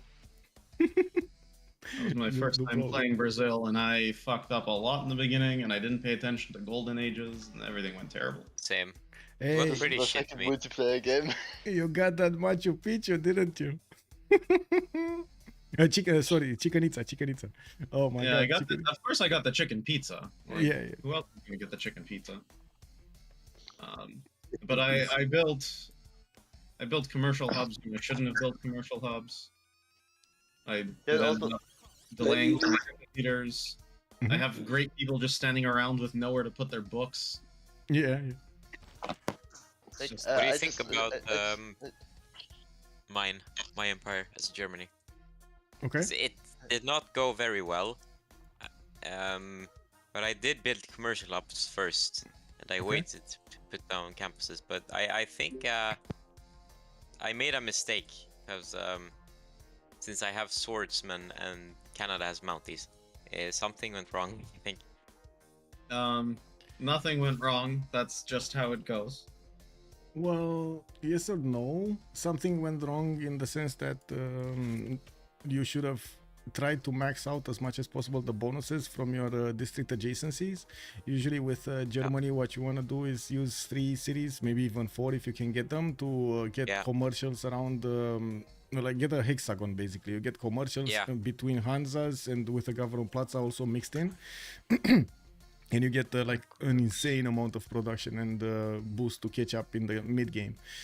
Germany is a kind of a late game civilization, doesn't really shine at the beginning of the game. I think that was the. And Yeah. I think you waited to get the trade routes, if I'm not mistaken. You built the commercials, but you didn't go for the markets and you didn't build the trade routes. Something that I've seen other players do the same.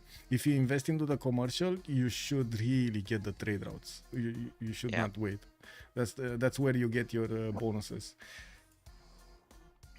I still don't Yeah, for receive sure. a message from the Vitor. The You still Vitor. haven't heard? No, I'm waiting for him. I mean, we've passed the time for everyone to come back by like 2 minutes. Okay, let's see. Back check. Let's put over here. Just put pluses in chat. We got 1, 2, 3, 4, 5. Oh, hey. My God. 1 second. Please. Whoa. Please check the disk. By the way, Yes. we already know who vetoed because there's only one viable person. Well, there's From kind of 2. options. There are at least 2. There are at least 2. No, because I said I didn't veto, so basically I think. Actually, there are 3. No. Actually, well. I mean, I Vitor, would have. no. I also would have switched maybe for third, but one really Yeah. didn't say anything. I don't think so. Yeah, nothing of Military Vitor. and science veto is the same person. Yep. The leader is for culture victory is the person we're CCing to. The second place get a veto? I think the I don't first. think- Okay, three or let's. not. But, well, I'm second, but I didn't veto it. I can say that. Yes, and I'm second for culture. I also didn't veto. Yeah, like looking at this, the only person with the veto is Guitarja. Well, I mean, I can would have. I confirm. also would have traded for third. That's not the problem. So I can confirm he voted no. He did. Then Mob, Yeah, you voted. well, Then you voted yes. Well, let's not debate on who will say what they voted, because that's I you know. should have unpaused then, right? Because I still have to pause. Just get the next 10 turns going. We have another vote and see if anything changes, if the opinion changes or something. We got 2, 4, 6, 8, 10. Everybody's back in, so I think we should unpause. Okay, yeah. Oh. Okay, Oh, you there can't. we Go. go. Anyway. No, it's fine. It's fine. 40, just unpause. Okay, So there we have it. We heard a bit from the players, and this is yes, what happens when the game is starting to get to its late stages. The players are anxious to keep their bonus points and get out of the game, keep what they want until this. From now on, it's gonna be a bit more chaotic period when the players are starting to notice that, wait a second, I don't have more time to get the points. I don't have more time to get to that victory condition. So we'll see if there's gonna be any kind of moves here from Indonesia. If Indonesia voted no.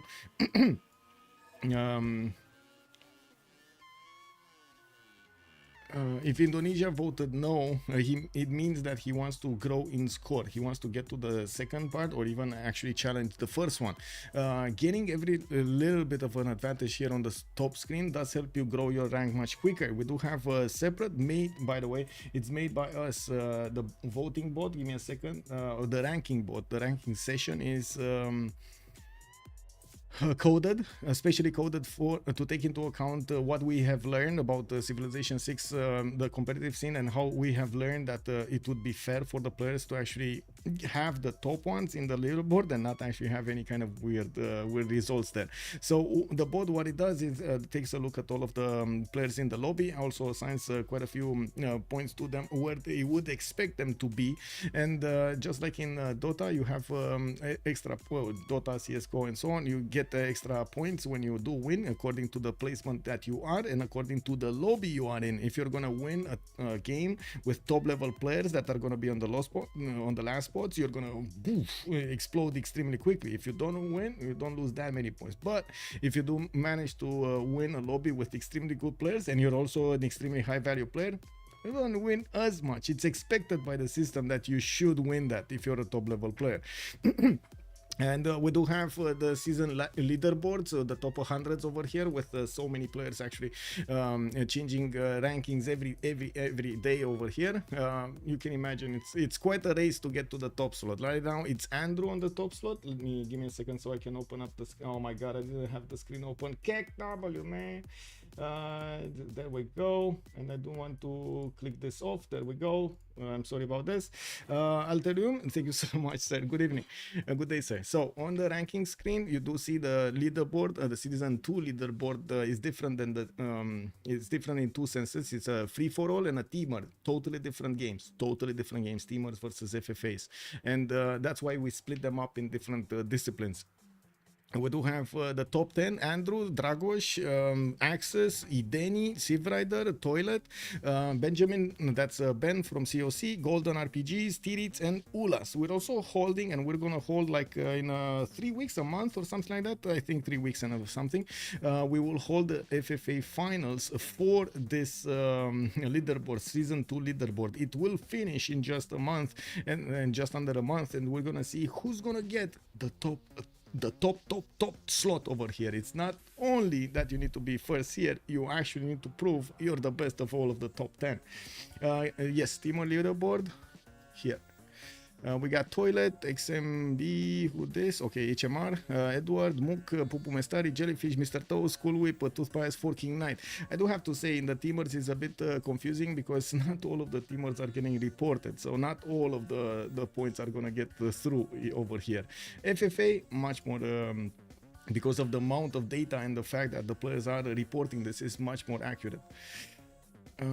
Okay, so let's come back into the game. I wanted to say 1-3 Hill only has a few points to get to 40.99 over here, and I do see we do have a few worries in the chat that Indonesia is going to try to actually ward his neighbors. One of the weak neighbors that Indonesia has is Ottomans to the northwest, which has been lower in science compared to him for a long time now.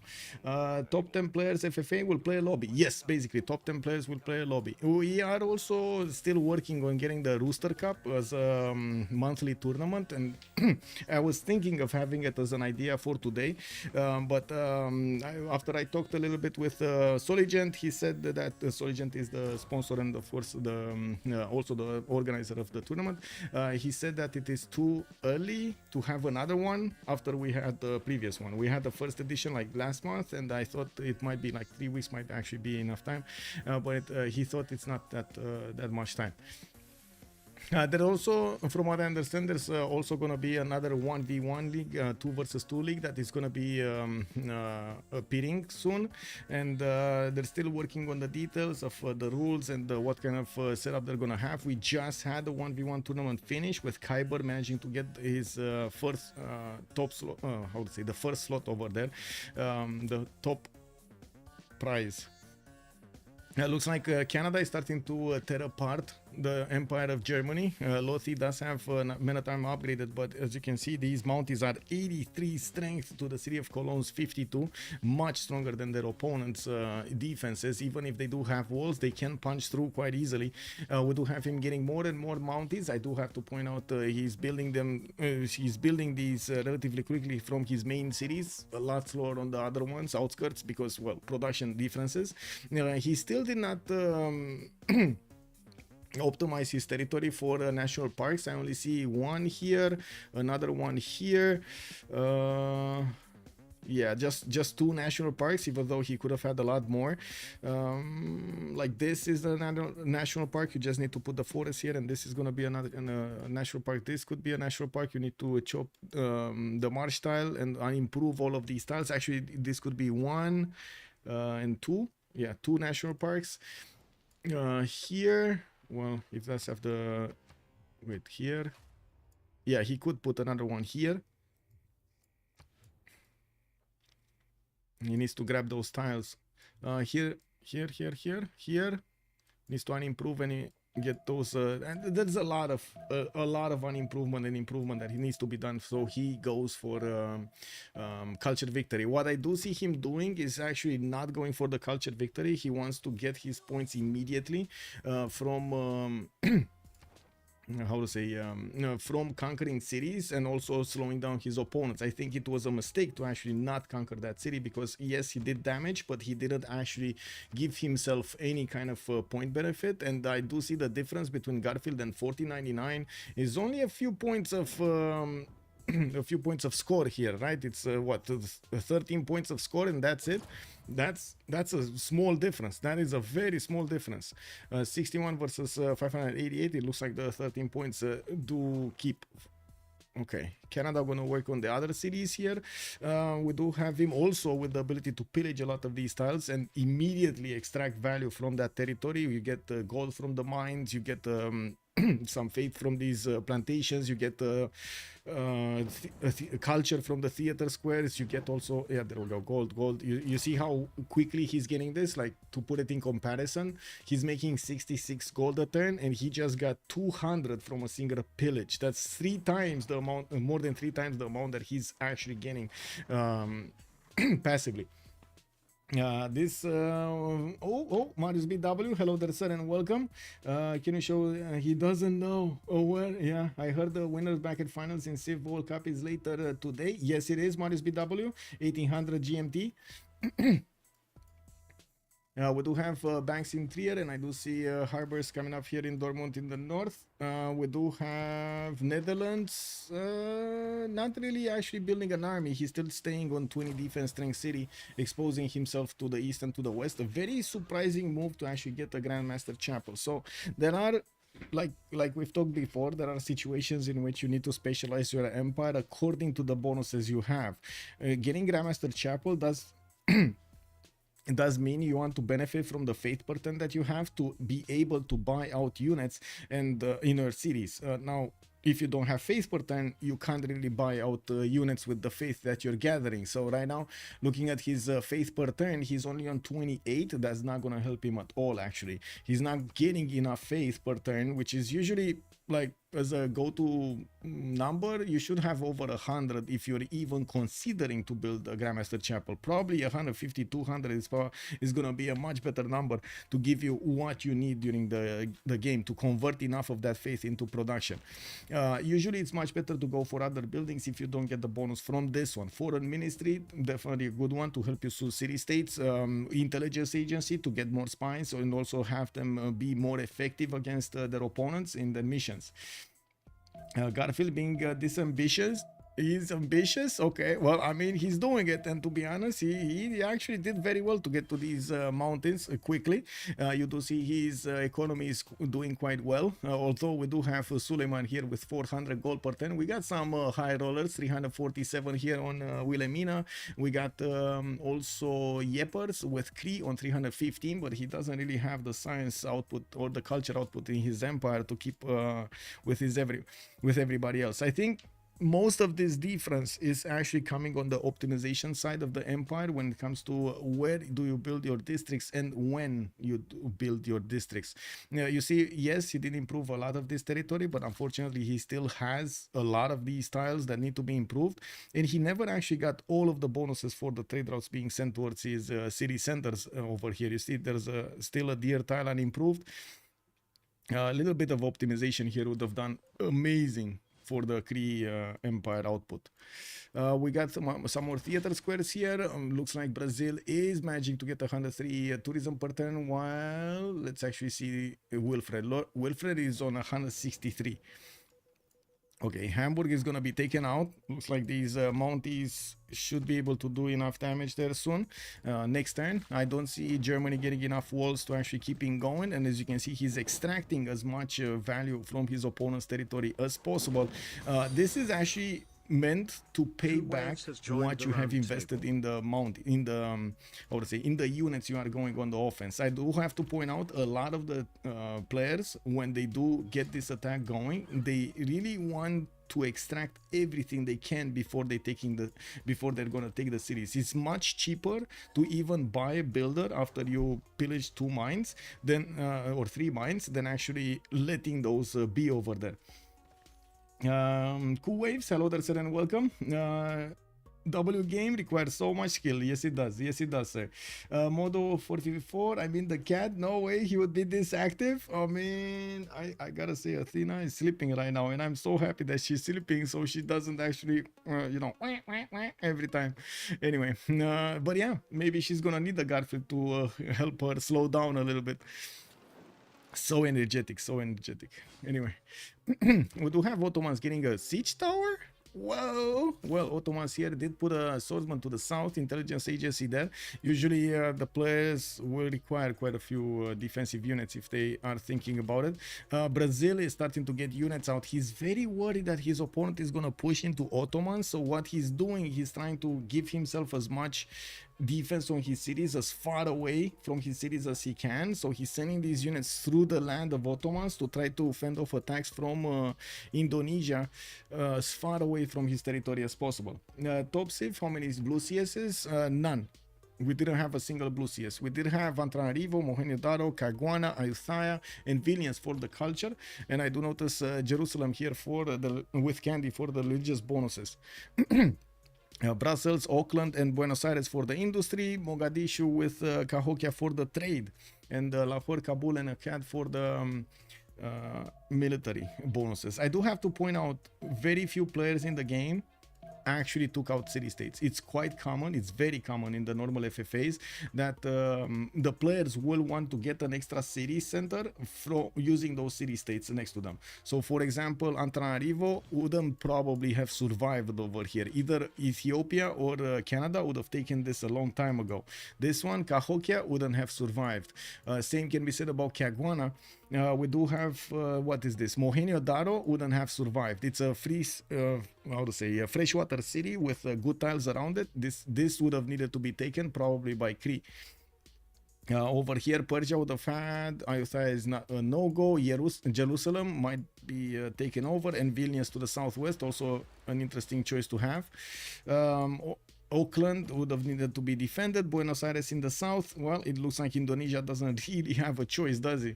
I guess he could take Buenos Aires, but that doesn't really give him that much of an advantage. He could have taken Brussels, though. This would have been easy for him to take, right? It's on the coast, and he already has a strong fleet. Bonjour and Sansu, bienvenue. Can Canada fight CS in BBG? No. He still needs to actually get to war. You're right. He needs to actually he gets somebody to war it. Yes, so it's probably gonna be Ethiopia. Totally forgot. Missed my mind. We got Indonesia also getting to the borders of England. This is his only way to get back into the points. Actually getting to England's territory and taking cities and keeping them. That's the big thing. And one very, very bad thing about actually doing attacks on England is the fact that England, especially Eleanor, does get that ability of extra loyalty pressure, which is extremely bad to handle. You're gonna see these cities flipping quite a lot. And also another very important part is they don't go to free cities when they I would say rebel against their new owners. Usually the city, so basically you have a captured city from an opponent, it lowers in loyalty, you cannot keep that city, it flips, pushes out your units from that city center, basically a big revolt is happening there, and or uprising I should say of the people, and they're gonna go to free cities for a while. They're not actually gonna have loyalty to anybody, and anybody can take them, right? Try to acquire them. If there's an empire next to them, they will just get acquired by that empire.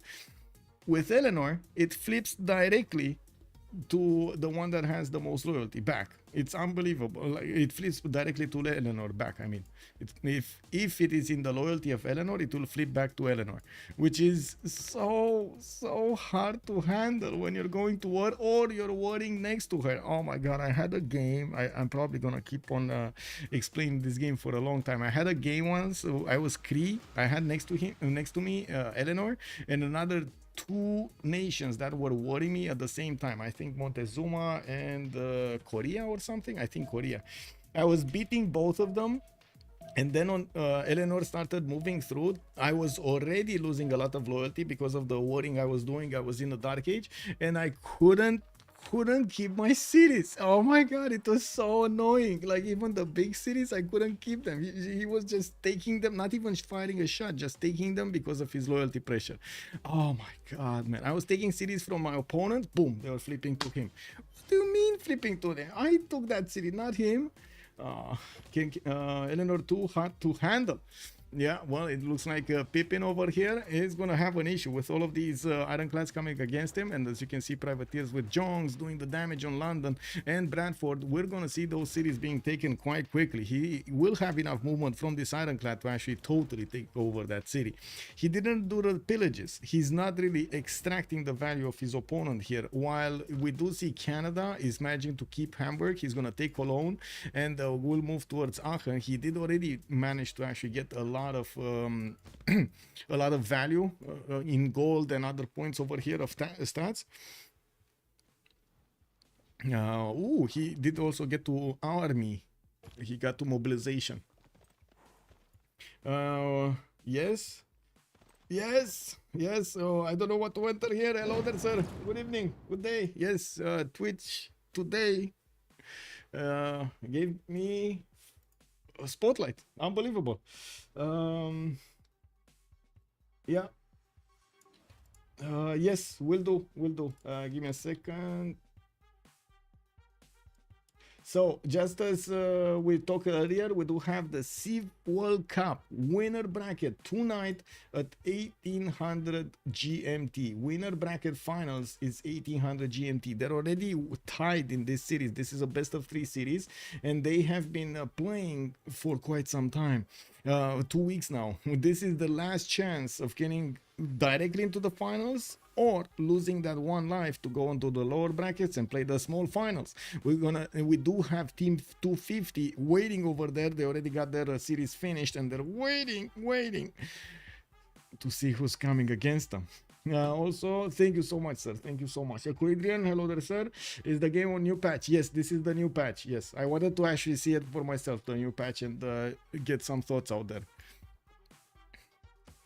We do have another ward, but I'm not sure who ward who. Anyway, Indonesia did get the 2 cities of England, and we can see he's okay, rebelling in 6. This one is getting the loyalty. Okay, nice. He's rebuilding the monuments for a little bit more loyalty, and I do see Eleanor is starting to get his caravels out. We do have another like 4 turns until the players will get a new vote. We'll see if if anything changes. Looks like actually Poundmaker. Look at him go, man. Oh man, this is so weird. And so how to say 1-3 heal over here. Didn't want to keep on going, right? He used his veto. I can say that, but the players don't know. 4099 with Yepers. Worth thinking he wants to get second, but look at that. Yepers did manage to get the second slot. 4099 is third slot. He's still keeping up, even with a few points, but he's keeping up ahead of 1-3 heal. And until we're actually gonna have Indonesia managing to take a few more series here, he's just not gonna get enough points to get to the second one. The difference between him and his the second slot is like, oh, there we go. He just got to series and boom, he's getting here. You see how important it is to conquer these cities and get onto the score screen? Yeah, very important, especially in this moment in the game, because the players at this point are kind of exhausted, right? We're already talking about 90 turns, 88 turns that have been played out in the game. A lot of thought processes had to be done. A lot of energy had to be spent. Mental energy had to be spent. So the players are kind of exhausted and they're thinking, okay, let's put a pause on this. And there's one guy who always wants a little bit more. Was there a lot of war? Stats don't look too crazy. No. This was quite a normal lobby. It's normal lobby. It's a novice lobby. It's a new lobby. I wanted to get into help them get, first of all, a healthy game going, and fix the mods and walk them through what they should do, what they should not do. And also after the game, they will get to rewatch the stream so they can see my commentary and my opinion of what did they happen, what did they do, and what did they not do in certain amounts, and also what others did and what others did not do. I believe a lot of the advices were actually not really dedicated to one civ or another. It's more like best practices you should go for whenever you're playing in a certain way or you find yourself in a certain situation. We do have Ottomans also starting finally to get his industrial zones down. It took him a long time to actually get aqueducts and industrial zones, but I do see he did manage to couple them together, but he did not manage to put them together. This is a bit confusing. I was expecting him to actually use that sheep tile for the best industrial zone and not let Halep have it. Oh well. Novice, yeah. We got tonight Civ World Cup winner bracket finals, 1800 GMT.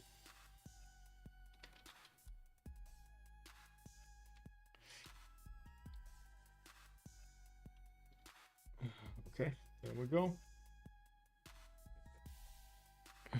Okay. We got amphitheaters in Natal, art museums in Porto Alegre. Okay.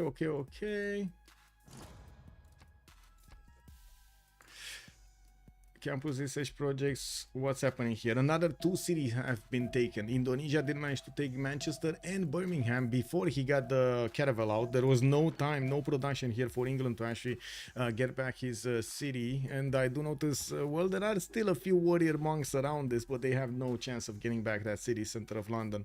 We do have also England trying to bring a few trebuchets to fight this off, and looking at the north, I do see Indonesia does have a spy in there. 1-3 Hill is saying he can CC now. Yeah, he needs he needs 2 more times. And I gotta say, there's quite a bit of negotiation going around between the players when it comes to the slots. Most of the players kind of understand how the game is gonna go whenever they're gonna have enough experience, and they're gonna try to fight. Okay, I can get to tops, like to the second slots, guys. Just give me a few turns and I'm gonna take a lot of cities. I mean, look at my science, look at his science. He's just not gonna have the way to defend against me. The players more often than not will be okay. You can take that slot if they do not have the same ability to get enough points quickly versus their opponents. So there is quite a bit of yes.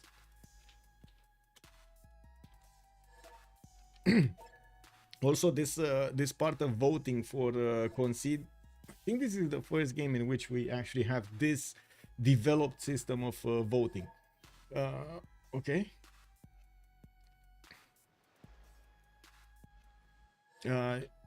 Unanimous votes always pass. Unanimous votes don't need to wait 10 turns in between to pass. We got 2, 4, 6.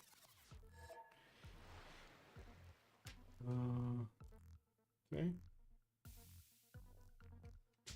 Would the city walls help England, or there was no point to build them as Indonesia had already ironclads? Aquadrian making a good question here. No, posing a good question. So there are situations in which yes, walls can help, is in to slow down your opponent. That's their only use, slowing down your opponent. It's not a stop, reset the relationship back kind of button. Most of the time you're gonna see the players trying to make them in emergency situations, and talking specifically about this situation, walls wouldn't have helped because Indonesia already had really strong ranged attack units that do not get damaged in return, so they can keep on attacking their opponent's city, taking down those walls and moving forward towards the garrison. It wouldn't have helped. It actually is slowing him down from getting a defense because he can't get caravels out while he's building the monuments. The only defense against this is having your own navy, pushing out your opponent from it. What's going on here? 9 takes a hand. Okay. Kree, I suppose you won't give me third, 40. So you guys are on board or not? We need to wait to see if they actually vote for them. 1, 2, 3, 4.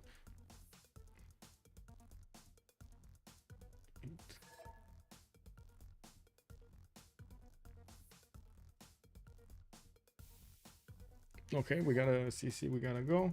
Okay.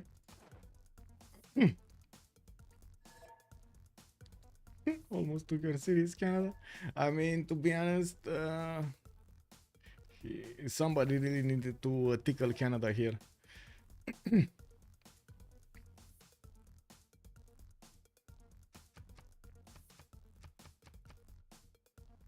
Ooh, Edwin getting attacked. Who this? Edwin is Ethiopia. Okay, looks like Ethiopia did go. Sick. So that's it. GG, well played. No, we didn't vote. You didn't vote we didn't. exactly, but Edwin just GTFO'd. Okay.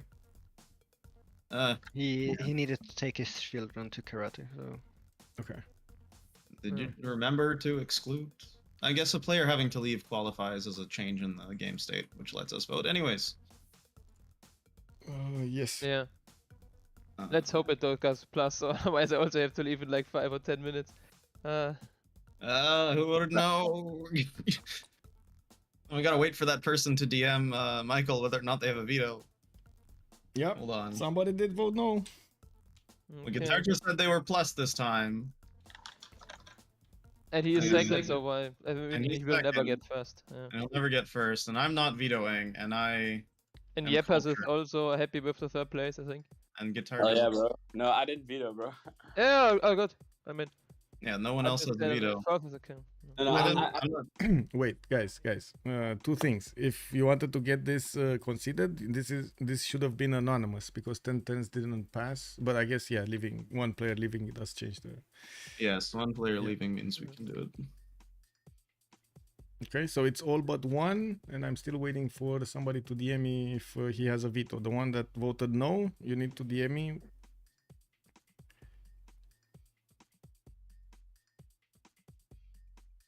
No? No. No? I mean, I don't care. I fucked up this game. I'm fine with leaving. Tick-tock. Guitar has second place, and that's the best place they can get, and they're the only other person with a veto. So Yep. Okay, well, this is what was it? 27. So 29.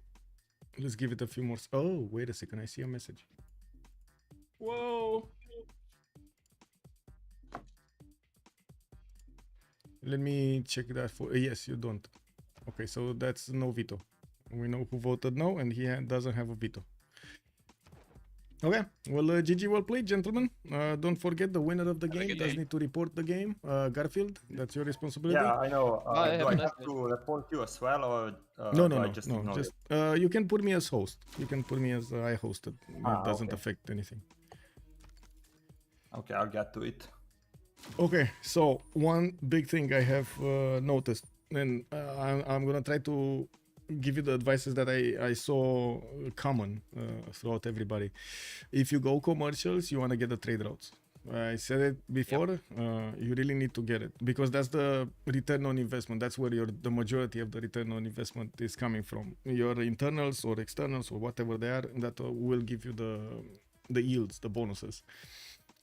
Second thing, feudalism and improving your territory. You really need to figure out how you should keep always builders in motion from your cities and hitting that feudalism timing, trying to get as many pre-build as possible, as in don't build them.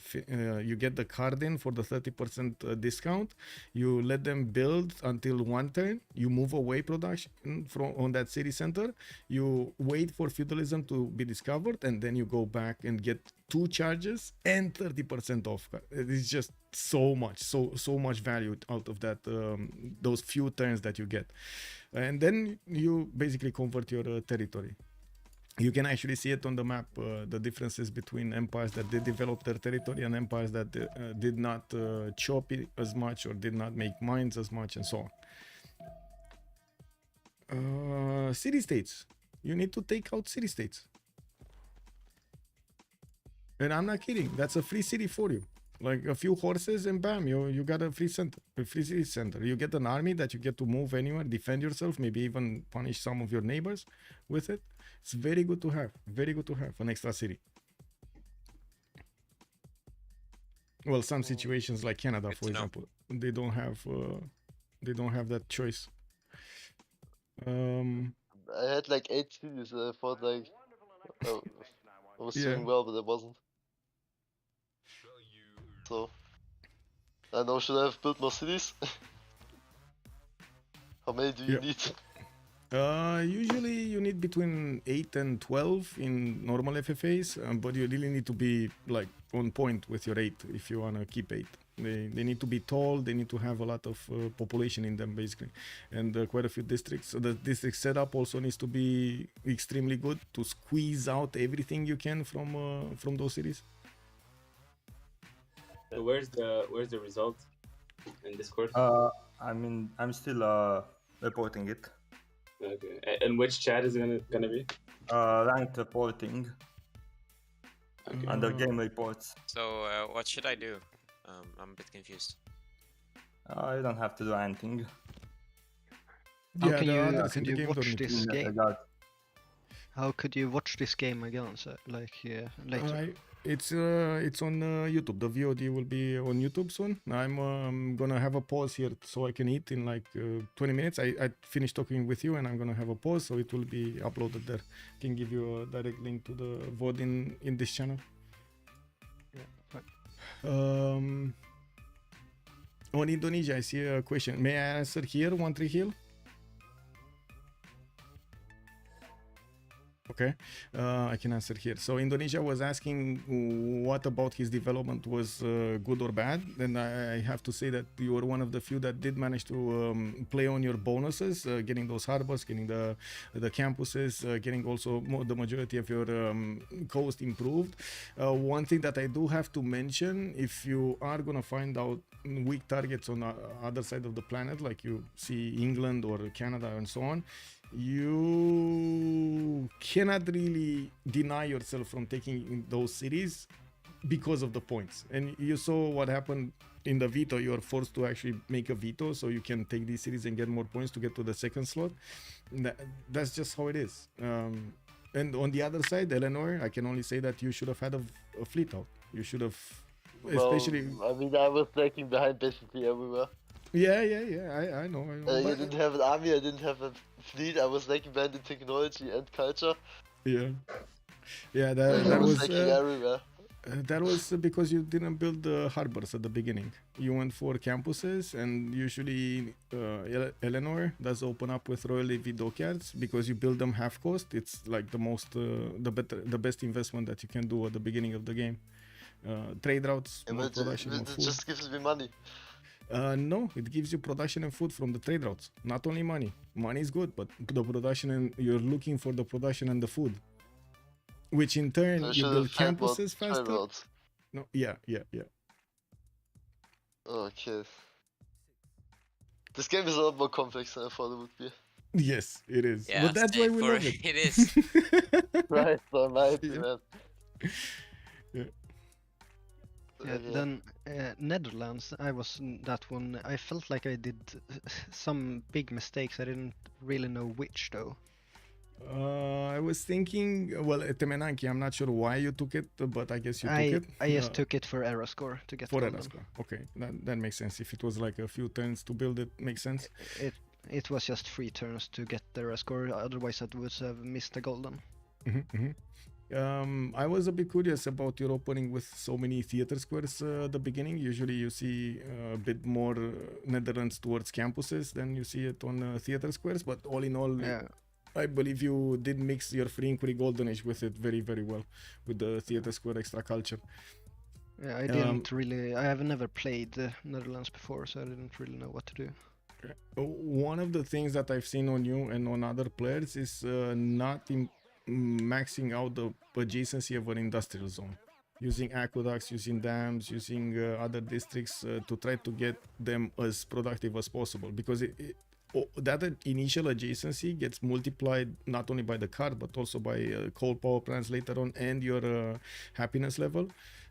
You can get so much production just by having a high tier industrial zone.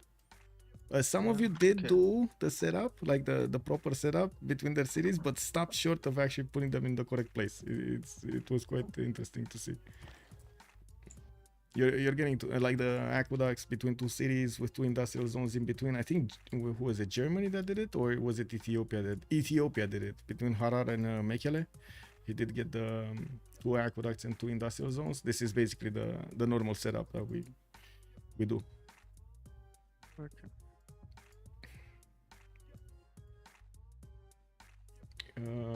Everywhere that I tried to. Sorry? Can you say again? Ottoman. Trade routes, sir. Trade routes. That was the issue. You build the commercials, you didn't go trade routes, and then you didn't prioritize getting the Grand Bazaars afterwards so you can get the other traders. This slowed you down significantly during the mid game because you didn't have that extra food and extra production. You also started to build that aqueduct setup, but I see you put your industrial zone on the left. I guess it was the same yield, right? Even on the sheep tile, it would have been a +5. You mean in Istanbul? Yeah, in Istanbul, yeah. I was expecting you to put it east or get the setup there. Yeah. It was a +5 there too. Yeah. But yeah, that was a plan with the aqueducts, the blue one. And then I saw that there's the +5 too, so I just picked the left one. Let me actually, I'm gonna put the link in Novi's chat for the VOD. Actually, it's the live stream, not the VOD. The live stream is not cut yet. Yeah, there we go. You have it there. I did do my best to explain also the other mechanics, the little mechanics behind and the thought process that we do during the game. I hope you enjoy it. Yeah, thank you. Thank you. It was my pleasure. And GG, well played. Thank you so much for allowing me to be here with you. Thank you. Yeah, thank you. One question. Yes, sir. Where do I report the guy who left? At the end or in At the the end. middle? Of Yes, the at the end. Yeah, just. Is there anything we need to do now? No. Do we, Just the reporter reports the game. You can freely leave the chat, no problem. Okay, and where do I report the game? I'm the one who reports the game. You don't the have winner. to do anything. Oh. Yeah, only the winner Okay. reports. Yep. Well, thank you for hosting. It's my I pleasure. need to go now. It's been a while. Have a great evening, have sir. fun. Have fun. Bye-bye. Bye-bye. Yeah, I'm gonna eat something. This is exhausting. Bon appetit. Bye-bye. Bye-bye. Thank you. Bye. So there we have it. We heard it also from the players asking for a little bit of extra advice over here. I do hope they will get to see back the VOD and of course take a look at what I did say about everybody here and also their bonuses and overall strategies comparing what I do see with what I do see of course in the competitive scene. Thank you so much everybody for joining us. I'm gonna stop the stream right now so I can actually get something to eat and we're gonna start it up at 1800 GMT with Holiday on Highlands going against Change of Circumstance. It's going to be a totally different way of playing the game that you're going to see later on, especially because they're so close to being champions again. COC going against Holiday on Highlands, 1800 GMT later on in the evening. I do have to ask, I have to say it, it's unbelievable, and thank you so much, Twitch team, for actually allowing me the honor of being on the first page. It is an honor. I don't know how to say it otherwise. Thank you so much, sis. Yeah, unbelievable, Monstrat. It's one day, but at least I got here. Unbelievable. At what time should you get a city state? I never do either. You should get city state. Well, depends on what kind of power spike you have, to be honest. You need to judge how much time or how much investment you need to have, and if you do have time to actually get those units out. If it gives you, usually you see players getting them between turn 20 something, like 24 and 40, around there, or even going towards 50 and so on. The longer the game goes on, the harder the city states are going to be to take out. That's the problem. You want to take them out quickly, but you don't want to really lose the production on the other stuff you want to do, or the tempo that you're doing, or the commercials on the government plaza, on the everything else that you need to take care of at the beginning of the game. Thank you so much, everybody, for joining us. Much appreciated for the follows and, of course, for the gifts. Thank you so much, sirs. I do hope we're going to see each other in just a few hours on the CWC stream. 1800 GMT is going to be here, arrive soon. Bye.